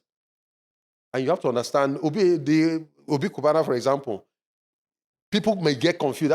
Now so they spend the money. It's not like that. The product that he sells appeals to those class people. So he needs to do those things on social media to get your interest. That this is what the cool people do. This is where you spend. This is how you spend. I like the people you talk about, because there are people I've studied too. They don't spend 10 million if it's not going to make them 100 Exactly. million. So all those parties you are seeing is an investment, and you are on the menu. You are part of, because you are part of the people they want to get. You are spending the 10 million out of your 15 million. So when you see him popping those things, the next time you go to the club, you ask them for that thing, because that is what he popped. Meanwhile, he's at the end enjoying the margin. At the end of the day, it's going to be part of his own bottom line. It's adding to his own total revenue. So you would expect that, based on how sensible we are as Nigerians, we should understand that. No, but to be fair, we understand it. That's why I told you that peer pressure is one of the most. Even people who understand it sometimes cannot fight it. Sometimes crack. Cannot fight. Which is why I'm happy sometimes that I left corporate. Because one thing that it does is the pressure in corporate is, hey, my goodness. The pressure I don't understand when people say the pressure that comes with being a corporate. Is it the pressure to look sophisticated or to actually look cool? Which of the pressure? The two of them are the same. Because you're constantly measuring yourself by the people around you. And there is some kind of peacocking going on in the office. I think it's a very unrealistic standard. Yeah, it is, but that's the nature of it. Which is why it now makes sense that many people in corporate are indebted. They have loans. And it makes a lot of sense. You can take the loan because the bank will give you the loan because of your employer. And I'll tell you a story after this one. And the more loans you take, your employer is happy because you now have loans to pay and you need the job more than ever. And why I'm saying this is that the moment when I made up my mind that it was time to quit, I had loans too. And an interesting conversation happened when I called the account officer to tell the account officer that I want to understand how I'll be paying this loan after I leave the job. While I was explaining, I was just hearing, I thought he was going to ask me, I thought he was going to clarify what I was saying. And the next thing he said, okay, you cannot leave that job. That's when I now discover, sometimes you suspect that this thing is slavery or a trap, but nobody tells you. Nobody really speaks about it. That was the point where, the way I understood what he said was, but okay, you're a slave, you can't go now. That's the way I understood it. How dare you say that I cannot leave a job? So that's when I now understood, okay, this is what's going on. You want a mortgage? Fine. We'll guarantee the loan. Go and take the mortgage. Oh, you want car loan? Latest car. HR approved. Let him go. What you don't know that you are doing is that you're now wedded to that job that you cannot buying you in. They are buying you in. And the good thing is that this is what I teach on my own side when I'm teaching business owners. Because some will tell me, how do you get talent? How do you get staff? This is a playbook I give them too. Yes, yeah, give them works. accommodation, give them this, give them that, give them. So, because for those people, what they want is stability. And when you are stable and you're not, you can afford to, the designer industry can grab you, all these other people can grab you. It just makes it difficult for you to make your own choices when some of your livelihood are tied to this thing. Exactly, tied to. So you just find out that you don't have that flex. You may hate your boss, but you can't leave that job. You don't have that How will you deal with the 30 million loan? And the good thing now is that people say, banks don't give loan to buy house in Nigeria. They give only if you work for certain companies. So there are people who are paying mortgage of 20 years in Nigeria now. Does that then tell you what's going on? They are retiring on that job. You can dream all you like about entrepreneurship. You're not going to leave that job. You aren't going to create anything. Because see what happens in the and this thing has footing in the contract. If your employer fires you from that job, according to the contract they have with the bank, all those bank loans, whether you want to buy a car and all that, if your employer fires you, your employer will pay back the loan. Because this is something I discovered there. So if your employer it's fires like a bylaw in the contract. In the contract you have, because your employer is your guarantor. If your employer fires you, they will pay back. They'll be responsible to service the loan. But they will not fire you. Because if you live by yourself, you pay back the loan. So I found out that when my mind had already left the job and I started showing up at work anytime I want, I'm like, I just noticed that these people that were always shouting at me that time.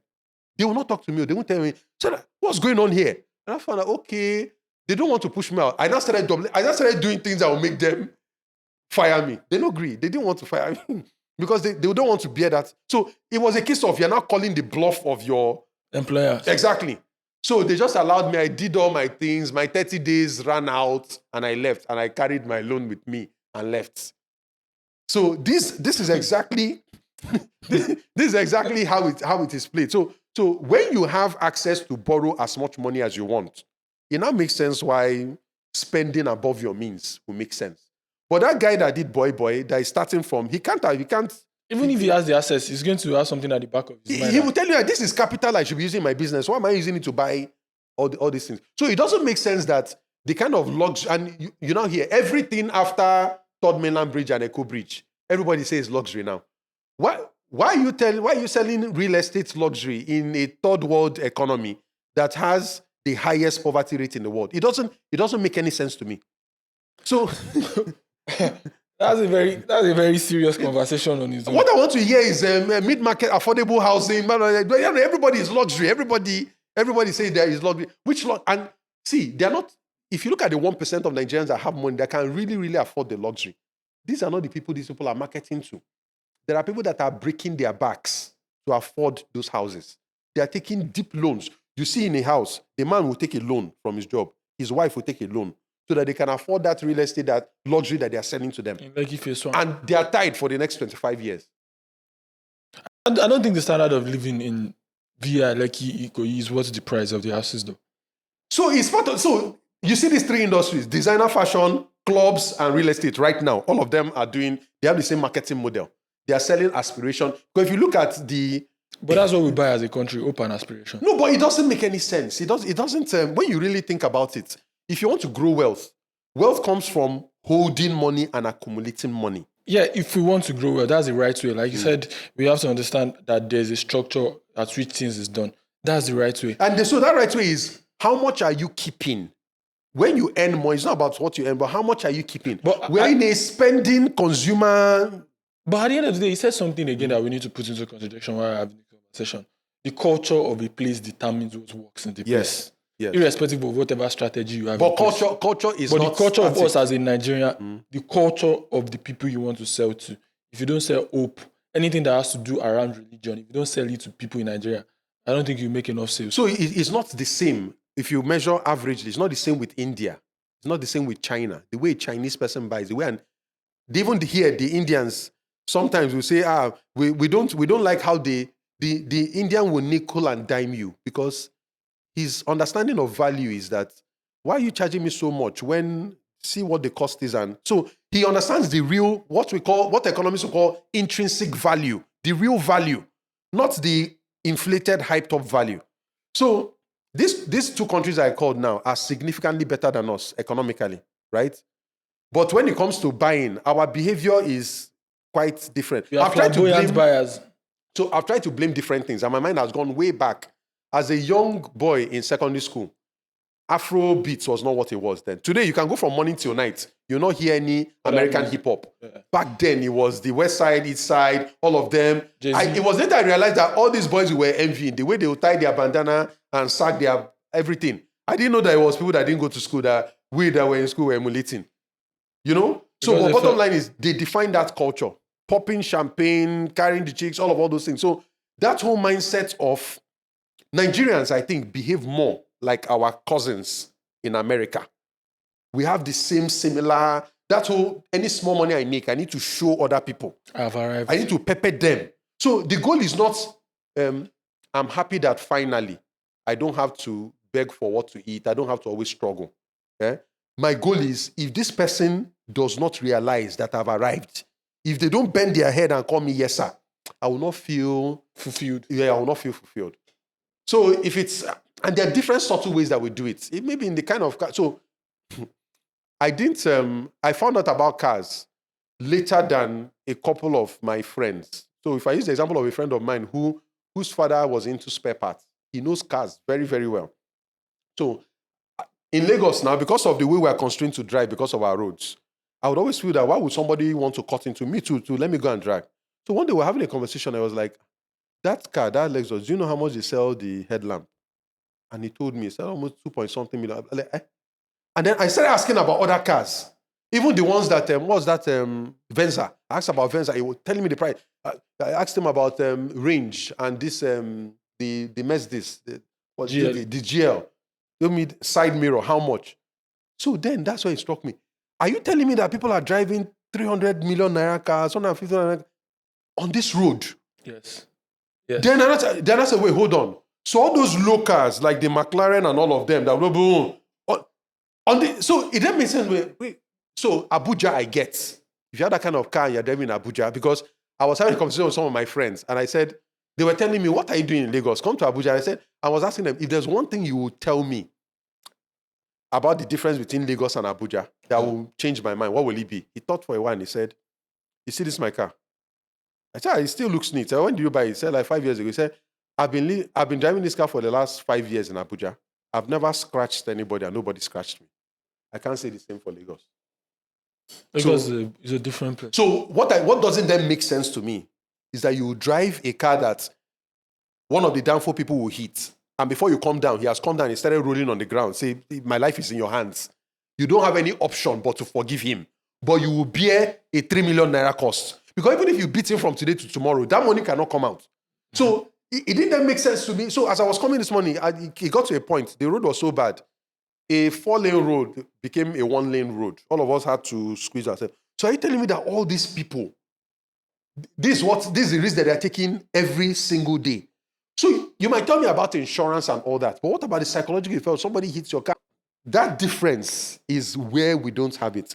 If you look at our streets and take a picture of the cars on our road and show it to an American audience and ask them to guess where this picture was taken, they will start with Europe. And when you say no, no, no, they will jump to Middle East. I say no, no, no, no. They will jump to Asia. They will never ever think of Africa. Because the truth is that the numbers don't add up. They don't add up. So if I really think about what do you need a car for, the primary function of a car is mobility. To get you around. Just get you around. Can the car do it? Yes. You now build on top of it. Perception. I want a car that shows something about me. There are still some decent cars that are not, Then you now have to build several layers on top before you can buy cars of. And unfortunately, these things I'm saying, even to poor people in Nigeria, I'm not looking like a foolish person. It looks like, this guy doesn't get it. Because that's the dream of everybody. Once you make, let's say they give you like 500 MV, in the way they will tie their bandana and sack their everything. I didn't know that it was people that didn't go to school that were in school were emulating. So the bottom line is they define that culture. Popping champagne, carrying the chicks, all those things. So that whole mindset of Nigerians, I think, behave more like our cousins in America.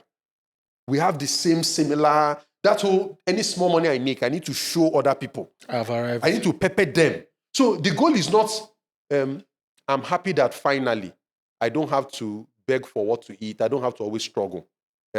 My goal is, if this person does not realize that I've arrived, if they don't bend their head and call me yes, sir, I will not feel fulfilled. Yeah, I will not feel fulfilled.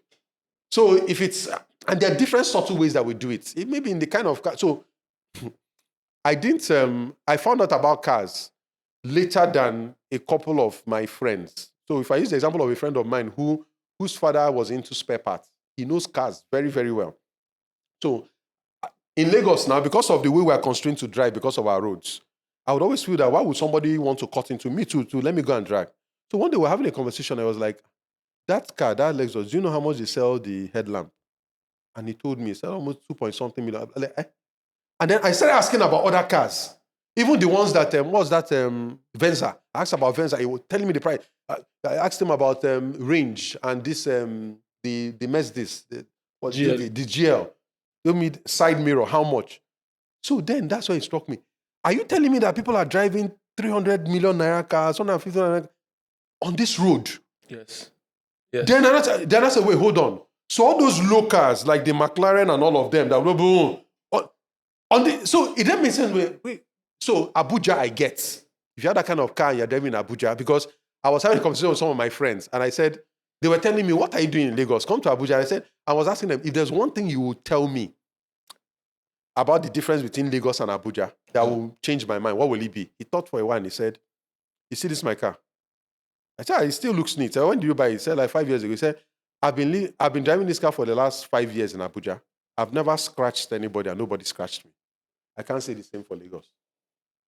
Lagos is a different place. So what doesn't then make sense to me is that you drive a car that one of the downfall people will hit. And before you come down, he has come down, he started rolling on the ground. Say, my life is in your hands. You don't have any option but to forgive him. But you will bear a 3 million naira cost. Because even if you beat him from today to tomorrow, that money cannot come out. So it didn't then make sense to me. So as I was coming this morning, it got to a point. The road was so bad. A 4-lane road became a 1-lane road. All of us had to squeeze ourselves. So are you telling me that all these people, this is the risk that they're taking every single day? So you might tell me about insurance and all that, but what about the psychological effect? Somebody hits your car. And so that difference is where we don't have it. If you look at our streets and take a picture of the cars on our road and show it to an American audience and ask them to guess where this picture was taken, they will start with Europe. And when you say no, no, no, they will jump to Middle East. I say no, no, no, no. They will jump to Asia. They will never ever think of Africa. Because the truth is that the numbers don't add up.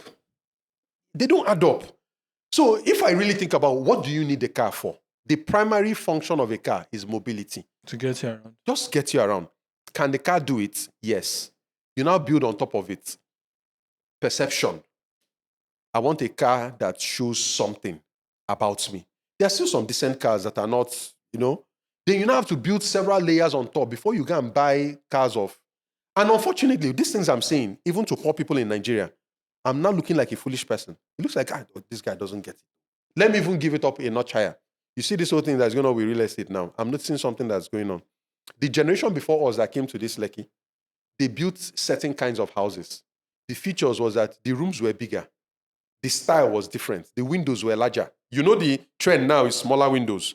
Because we are not building for our environmental condition again. We're building to suit a certain type of style. Aesthetics that we have in our head. Some people will tell you that the windows are now smaller because of cost. But what I'm now noticing is that those houses that were built 20 years ago, people come now, buy the property, and the next thing, they bring it down.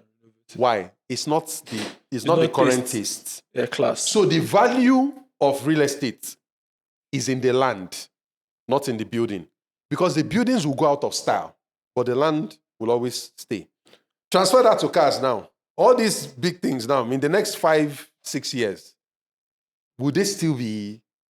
There are some ranges that you put on the road now that they will tell you, okay, they use it for carrying, that's what you use for block industry. Meanwhile, at some point, it was the thing in vogue. So, okay, my last question, we're coming to this has been a very rich conversation for people that will listen to it. And a lot of things have been said and dropped. What are the intrinsic value that you need to consider as an entrepreneur if you are building in this ecosystem? You need to optimize for value. If you are going to spend anything, what am I getting in return? The second is you need to optimize for cash inflows, for sales. And you also need to remind yourself that there is no business without a customer. So your first job is not to make your office so beautiful or to build a next generation website or app. It's not to get like a very solid business card and all that. Your first job is, can I get a customer? Because that answers several questions for you. It tells you if your business has a future. If you don't know if your business has a future and you're going to focus on the things that don't really matter, the moment you find out that that business doesn't have a future, you have to sell those things at a crashed price, which doesn't help you. So it's when you now know, okay, yeah, I have customers that are interested in this thing that I sell. The more I sell to them, the more money I can get from your customers. Maybe this will now help me tie up one end. At a point I was saying there are two ways you can get money for a business. One side is the bank investor side, and the other, debt and equity. The other side is customers. If you get money from banks or investors, they would always want their money back. What I learned, while I was doing my master's in project management in Cardiff University, the main focus of every business is to maximize profits. Yes. But in this economy, it's difficult to maximize profits. What is one advice you are going to give to an entrepreneur on how to maximize profit? It's still possible to maximize profit because the formula for business is the simplest formula in the world. Even a primary one pupil understands it. It is money coming in, revenues minus cost equals profit. So if I want to grow my profit, I have 3 things I can do. I can maintain my costs, be disciplined with my costs while growing my revenues. I can keep my revenues the way they are and reduce my costs. Or I can increase the 2 of them, my revenue and my cost, but make sure that I'm growing my revenue faster than I'm growing my cost. These are the only 3 ways you can optimize profit. So what some businesses do is this. If I use, I like using very common businesses, right? Like supermarkets, for example. How you will know a good and successful supermarket is the kinds of things that they stock. Supermarkets mostly will stock FMCGs, fast-moving consumer goods. These are things that people buy every single day. But there are parts of the supermarket you go to, you see things like gift items, toys, liquor. That's the spirits, the vodka, the whiskey, and the rest of it. All these, like these kind of things you have here on your shelf, like interior decor items. These things I've mentioned now have high profit margin. So a supermarket will draw you in because their bread is cheap, their toothpaste is cheap, and all that. But where they make most of their profits is that day you have a birthday that you want to attend, that you want to buy wrapping paper and toy. That's where they will make the money from you. That day you come in, you say, you like that slippers, you like that shoe, you want to buy it. That's where they're going to make the money from you. So they combine fast-moving products that have low profit margin with products that don't sell all the time but have high profit margin. That's how supermarkets optimize and maximize profits. So this is an example of increasing the revenue side. The cost side, particularly in an environment like this where you are now facing inflation, you can cut down costs. And there are several different ways some businesses are going about it. When you cut down costs, it's not going to reduce the quality of your So outcome. there are 2 ways to cut down. There's a metaphor that we use in consulting. When you are cutting costs, you are cutting fat from the business. Your body doesn't need the extra fat. It's unhealthy for the business. You cut fat. But there's a level you cut into fat. You start cutting into muscle. Muscle is good for the business. Muscle is what makes the business work. Example of muscle will be the morale and productivity of your staff, the quality of your products, which makes your customers come to buy from you. That's your muscle. Then you now get to a point where you're now cutting into bone, which is that you're now killing the business. So there are levels to cost cutting. So if for example, some people will go first to cut down payroll. Say, I want to downsize staff, right? Payroll is usually a target because that's usually one of the biggest cost elements in a business. But how you cut payroll matters. In an economy like this is the best time to allow your underperforming staff to go. I've had clients who have raised salary in this economy, and how they did it was based on performance. The employees that are not doing well, they asked them to go. Then they raised the salary of the people that stayed, and they still saved money. So underperforming employees, toxic employees, they're employees who they make work a living hell for the other people that they work with. Sometimes they are smart people, they are good performing people. High performance, yeah. But they are terrible. They are low in trust. Yeah, but they are low in trust and all that. When you look at it, it's a net negative to your business. And that's why it can be difficult to let those kinds of people go. And the downside is that sometimes these people hold the business to ransom. They know so much about the business that you're afraid to let them go. But cost cutting can be an opportunity where such people can go. So those are examples of, another example is we prioritize ownership in this country. For a poor country, it's very puzzling. Some people think that, okay, I want to start an agribusiness. Yeah, I now ask them for their budget. And you know, say, 25 million, buy land. Buy this. Why you buy? Are you don't need to buy when you start raising the chickens, they will not tell you, oh God, did you buy this land or did you rent it? If you rented it, I will not lay eggs. No, you need access to land. And there are different ways to get access. You can buy it and own it, which is the most expensive. You can lease it for 3-5 years, or you can rent it So when you cut down from ownership and you start renting, you notice that your cost structure too has it. So it's possible to cut down cost, and that's option number 2. Option number 3, grow revenue and cost, or grow your revenues faster. So an example of that is you are doing well on the mainland. You sell phone accessories and phones and all that, and you want to open a branch on the island. Opening a branch on the island will come with higher rent, but you'll also get customers that can pay more than what your customers pay. So when you open that new branch, you're incurring higher costs, but your revenue has also grown. So these are examples of how it's a very simple formula. Revenue minus cost equals profit. If you want to maximize it, just play with it these 3 ways. Yeah, I mean, I like us to end this conversation based on your book, Jackpots. Why we've talked about everything, how to raise your revenue, how to be a better entrepreneur. But I feel like we've not really touched on the matter of the most important thing entrepreneurs need, and that's how to raise funding. Yes. So Jackpot was like why some entrepreneurs get funding and why others don't get. And like it basically touched on 15 different types of fundraising methods, like government grants, there's the venture capitals. Yes. You touched on a lot of things Yes. that I'm just trying to remember from this one. But my point is, why do some entrepreneurs get funding and others don't get? And what is the best way to get funding, looking at where we are at as a country right now? Okay, so tech is a good thing, but tech has spoilt our mindset in entrepreneurship in Africa. Because when you hear this company, it has raised 15 million, it has raised 10 million, VCs. I remember, okay, what does VC mean? What does private equity mean? You know, all Venture these things. capital, And they're like, private okay, they too want to go and raise money. But they don't understand the way tech is structured. Tech is structured as high risk, high growth. Because tech can scale a lot. Look at the social media platforms that we use now. If you look at their costs, once you have your servers and all those things ready, then your talent. The rest is just revenue. So when you do comparisons, Boeing builds aircraft. It's the world's biggest aircraft company. Yeah. You look at the financial statement of Boeing, how they make profit. The last time I looked at it, Boeing was at 3 to 5% profit. They have huge factories, huge warehouses everywhere. Facebook, profit margin is above 50%. They don't have any huge factory. They don't build planes. Planes are big. You can't really touch Facebook's. Meanwhile, Facebook is... Boeing employs thousands, more than 20,000 people. Facebook doesn't do up to that. But Facebook is significantly more profitable than Boeing, an aircraft manufacturer. In that category are all our car manufacturers, all of it. So that's why in this economy, for example, when somebody wants to start business, some people tell me they want to be an industrialist, they want to have factories. And me, I smile. I'm like, okay, so it doesn't really, that's why people don't get tech. How is it that 4 guys just stay in one room like this and they're minting all this money? Meanwhile, this guy is here, he has factory here, he has factory warehouse there, and he's struggling.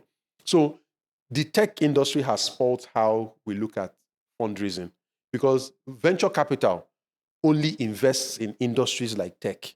Fast-growing, high-risk, but fast-growing. If you have a shop where you sell goods, or you're into real estate, or you do manufacturing, you are not the kind of person that they're looking for. Those are traditional industries. You do poultry, you do agribusiness.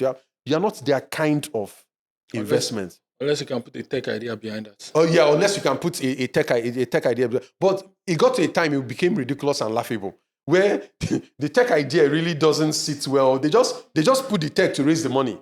That's what it is. Yeah. So when you raise money from VCs, for example, one thing you forget is that they will give you that money, but they want a percentage of ownership of your company. The second thing is that they want to pull out within 5 to 7 years. And pulling out will mean different things. There are some horror stories. So here, we celebrate entrepreneurs when they are rising and doing well. But when their horror stories come, it's a bit hush-hush. So there used to be a pharmacy chain across Lagos. Anywhere you go, you see them. You don't see them anymore. They had issues with their investor. There was a platform that if you want to travel abroad, you go there, book flights. They even used to do pay small. I don't want to mention names. They are not. So what happens is, the investor gives you 15 million. All the newspapers, everybody will carry it. You've raised money, 15 million. But what you don't hear is that the investor has taken 40% of that company, has taken a seat on the board of directors, and the CFO of that company, the investors insist, the CFO, Chief Financial Officer, must be their man. So what they've done is they've locked you down. Go and be answering CEO, go and be doing, appear on podcasts, do all the things, go and enjoy yourself. But we've locked down the money, CFO. No money is going out, no money is coming in. No money, any money that is going out without nothing. So you just find out that you own this company, but now you are now a glorified employee. It's just that nobody is saying that about you. Then they set targets for you. During the meetings, the way they will pound the table and tell you, these are our targets, this is what we invested, our investors are putting. Essentially, you're working for these guys. But in the media, it looks like you're a big boy. It now gets to a point where they now see it and they want to. There's one that is even in court now. It's related to taking the this whole thing about genes. Like, I know who you're talking about. In court now. So it now gets to a point where the investors are like, we want to go in that direction because it will optimize the value of the company. But it's taken away from the idea I had. But that's not the idea. I didn't come into business to do. I came into this business with a lot of the favorite word of entrepreneur, with a lot of passion. That's not where my passion is. The investors don't care about your passion. You see that thing called profit maximization. That's where you will see the ugly face of it. They will tell you this is the direction this company is going, and you cannot do anything about it. Because they control the votes on the board. They control the CFO. You are locked in. So at that point, you have a couple of options. Are you going to take these investors to court? They are more connected than you are. You can't do a damn thing. But I think what people do, I was reading last week, when it comes to venture capital, a man said, don't be afraid to take on venture capitals, but just make sure you have the voting power. Is it possible for you to take venture capital? Which now brings me to voting power. To the answer to the question you asked me before. In what state are you when you go to raise money? There are two types of states you can be in. The first state is, I don't really need this money. I can do without it. It's not urgent. It's not important to me. Oh, you want to give me 5 million. Okay, fine. But these are my terms. If you don't like it, go. If that is your state, you have no idea how God has blessed you. Because the biggest power you can have in a negotiation is that you are willing to walk away. But unfortunately, majority of the people fall into the second group. They are desperate. Our company is going to close in 6 months' time. Sir, we need this money. Oh, these are our terms. No problems. I will sign. And guess what? Usually in all these deals, the person who writes the contract is the VC that writes the contract. If you were in the first group of, I don't need this money, you will have more say in the contract. You see this clause, I don't want it. Voting power, no, I want to maintain my voting power. It's a deal breaker if people don't agree. And if the investor wants to invest in you more than you want to take their money, they will yield to it. But when you are desperate and you are raising money, you're like, you see the contract as an obstacle. This is what is delaying the alert. Is this contract that is delaying the alert? Let's sign the damn thing and let's go ahead. You don't know you've signed away your business. So when the things in the contract start coming out, that's when you can start reading, voting power. These are exceptions. These are things. So for example, you can't just sell shares in the company. There's something called drag along rights. You have to. So this will be a good time to, since we're talking about fundraising, there are 3 things that matter when you're raising money from an investor. These are the things you need to look out for. The first is power. Who controls what in the business in terms of decisions? The second is risk. Who loses more if that business doesn't work? The third is money. How will you share money if that business does well? Investors are always thinking about these 3 things. So some people will tell you, most people will think it's about, and unfortunately, there's something I didn't mention that is on the list, but that's what entrepreneurs focus on, ownership. I will take your money as long as you don't take more than 50% of my company. Just leave. Okay, you want 40%. I agree. They think that is where the power is. And you can give an investor 40%. But in terms of power, he will tell you he wants 2 seats on the board of directors. He will make exclusions, decisions you cannot make without their vote or say so.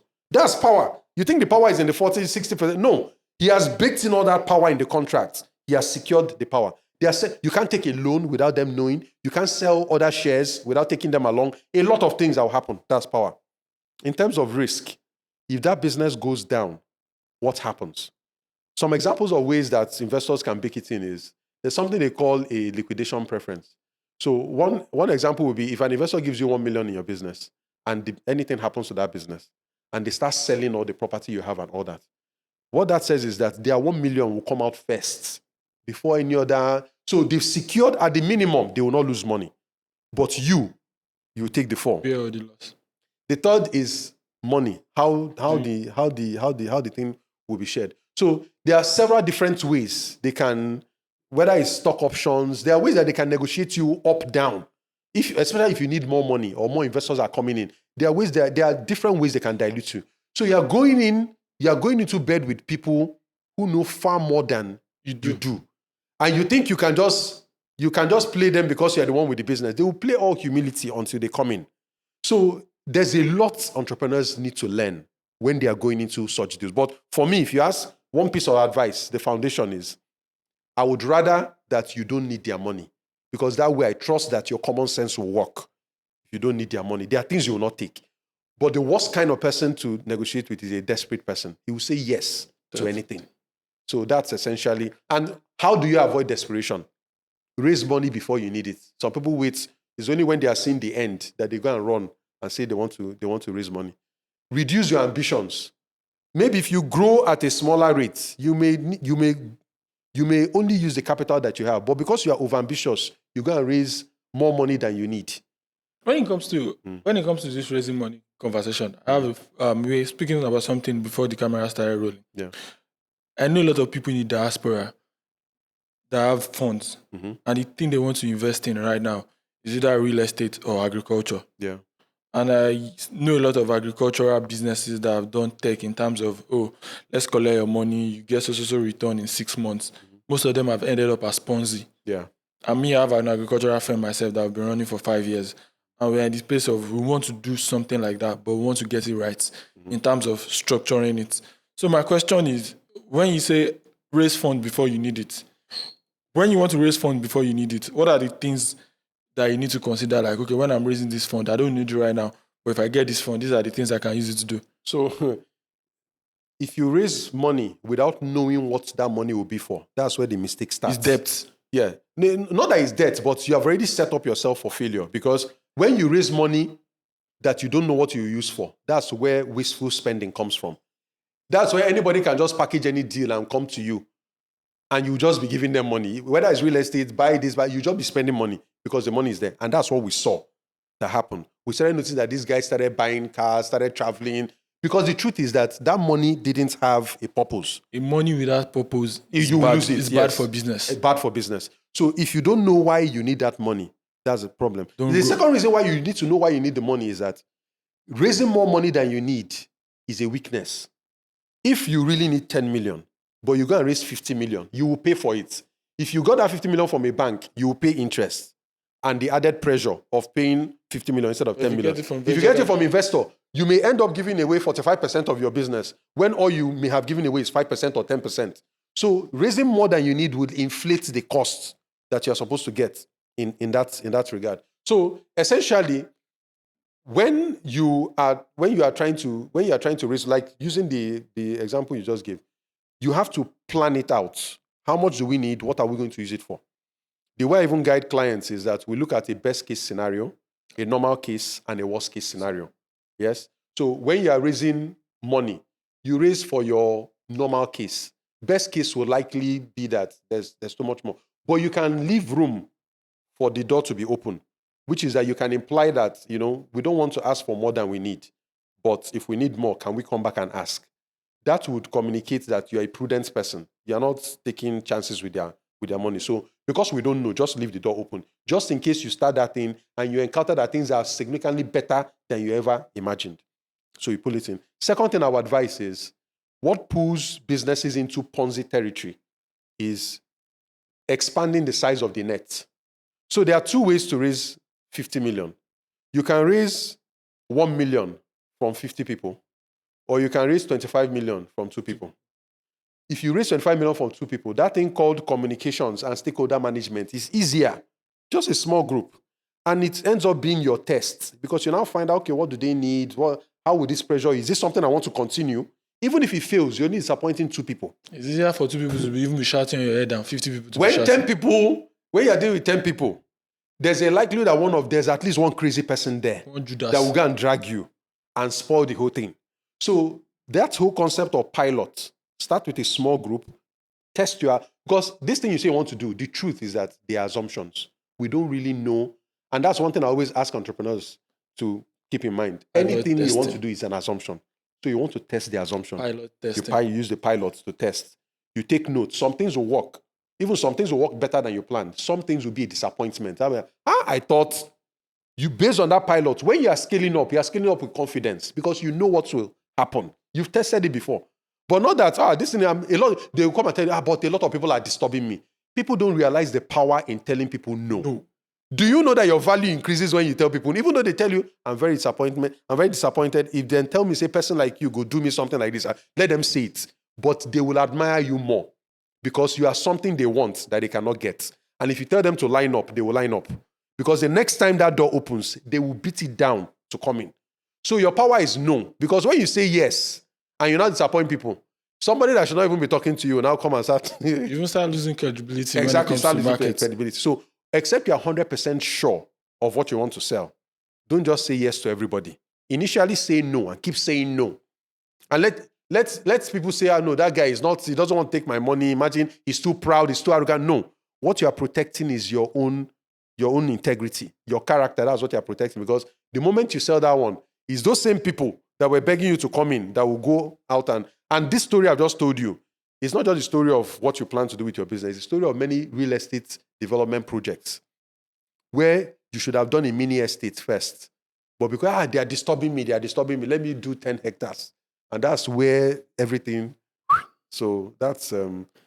Thank you for sharing that. Thank you for helping entrepreneurs like me understand business better with the work you do. And thank you for doing this with us. It has been quite longer than we expected, but it's been very, very rich and packed. So on that note, we like to end this podcast by the last guest leaving a question for the next guest without knowing who they left the question for. So now I have to read the question that was left for you. The question that was left for you, sir, is have you thought of impacting lives? If yes, how? So most of the work that I do now is largely impact. And people think that impact, you have to be an NGO. You don't have to. Impacting and making money at the same time is not something that should go together. So you will notice that people who have the kind of background that I have, or the kind of career that I have, they are locked up in big companies. They lock you up somewhere and you're making money for one company.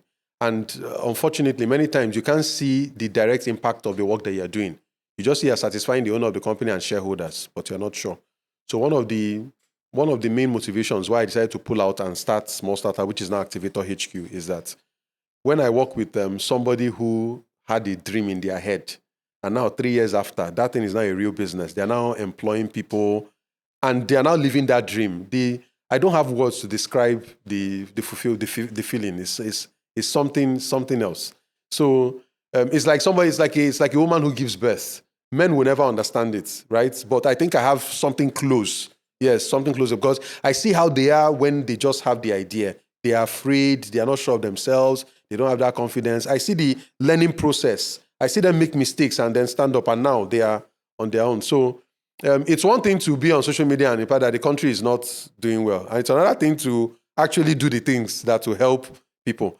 I think if more people were successful in business, all these things we are shouting for, jobs, economy, it will be in our hands. Yes. So I see my work as the equivalent of, on the mainland, you don't have a lot of private estates the way we have on the island.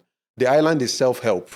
People come together, create their estate, provide their own security, their own water, build the kind of environment that they want. Lively they want. I'm doing this. I'm doing the equivalent with entrepreneurship. That's impressive. That's impressive because it makes me see entrepreneurs as creators. That's what we think about something and we create it, and we have to go for it every other day. Yes. Thank you for doing what you do one more time. And I think that's going to be the end of our section. So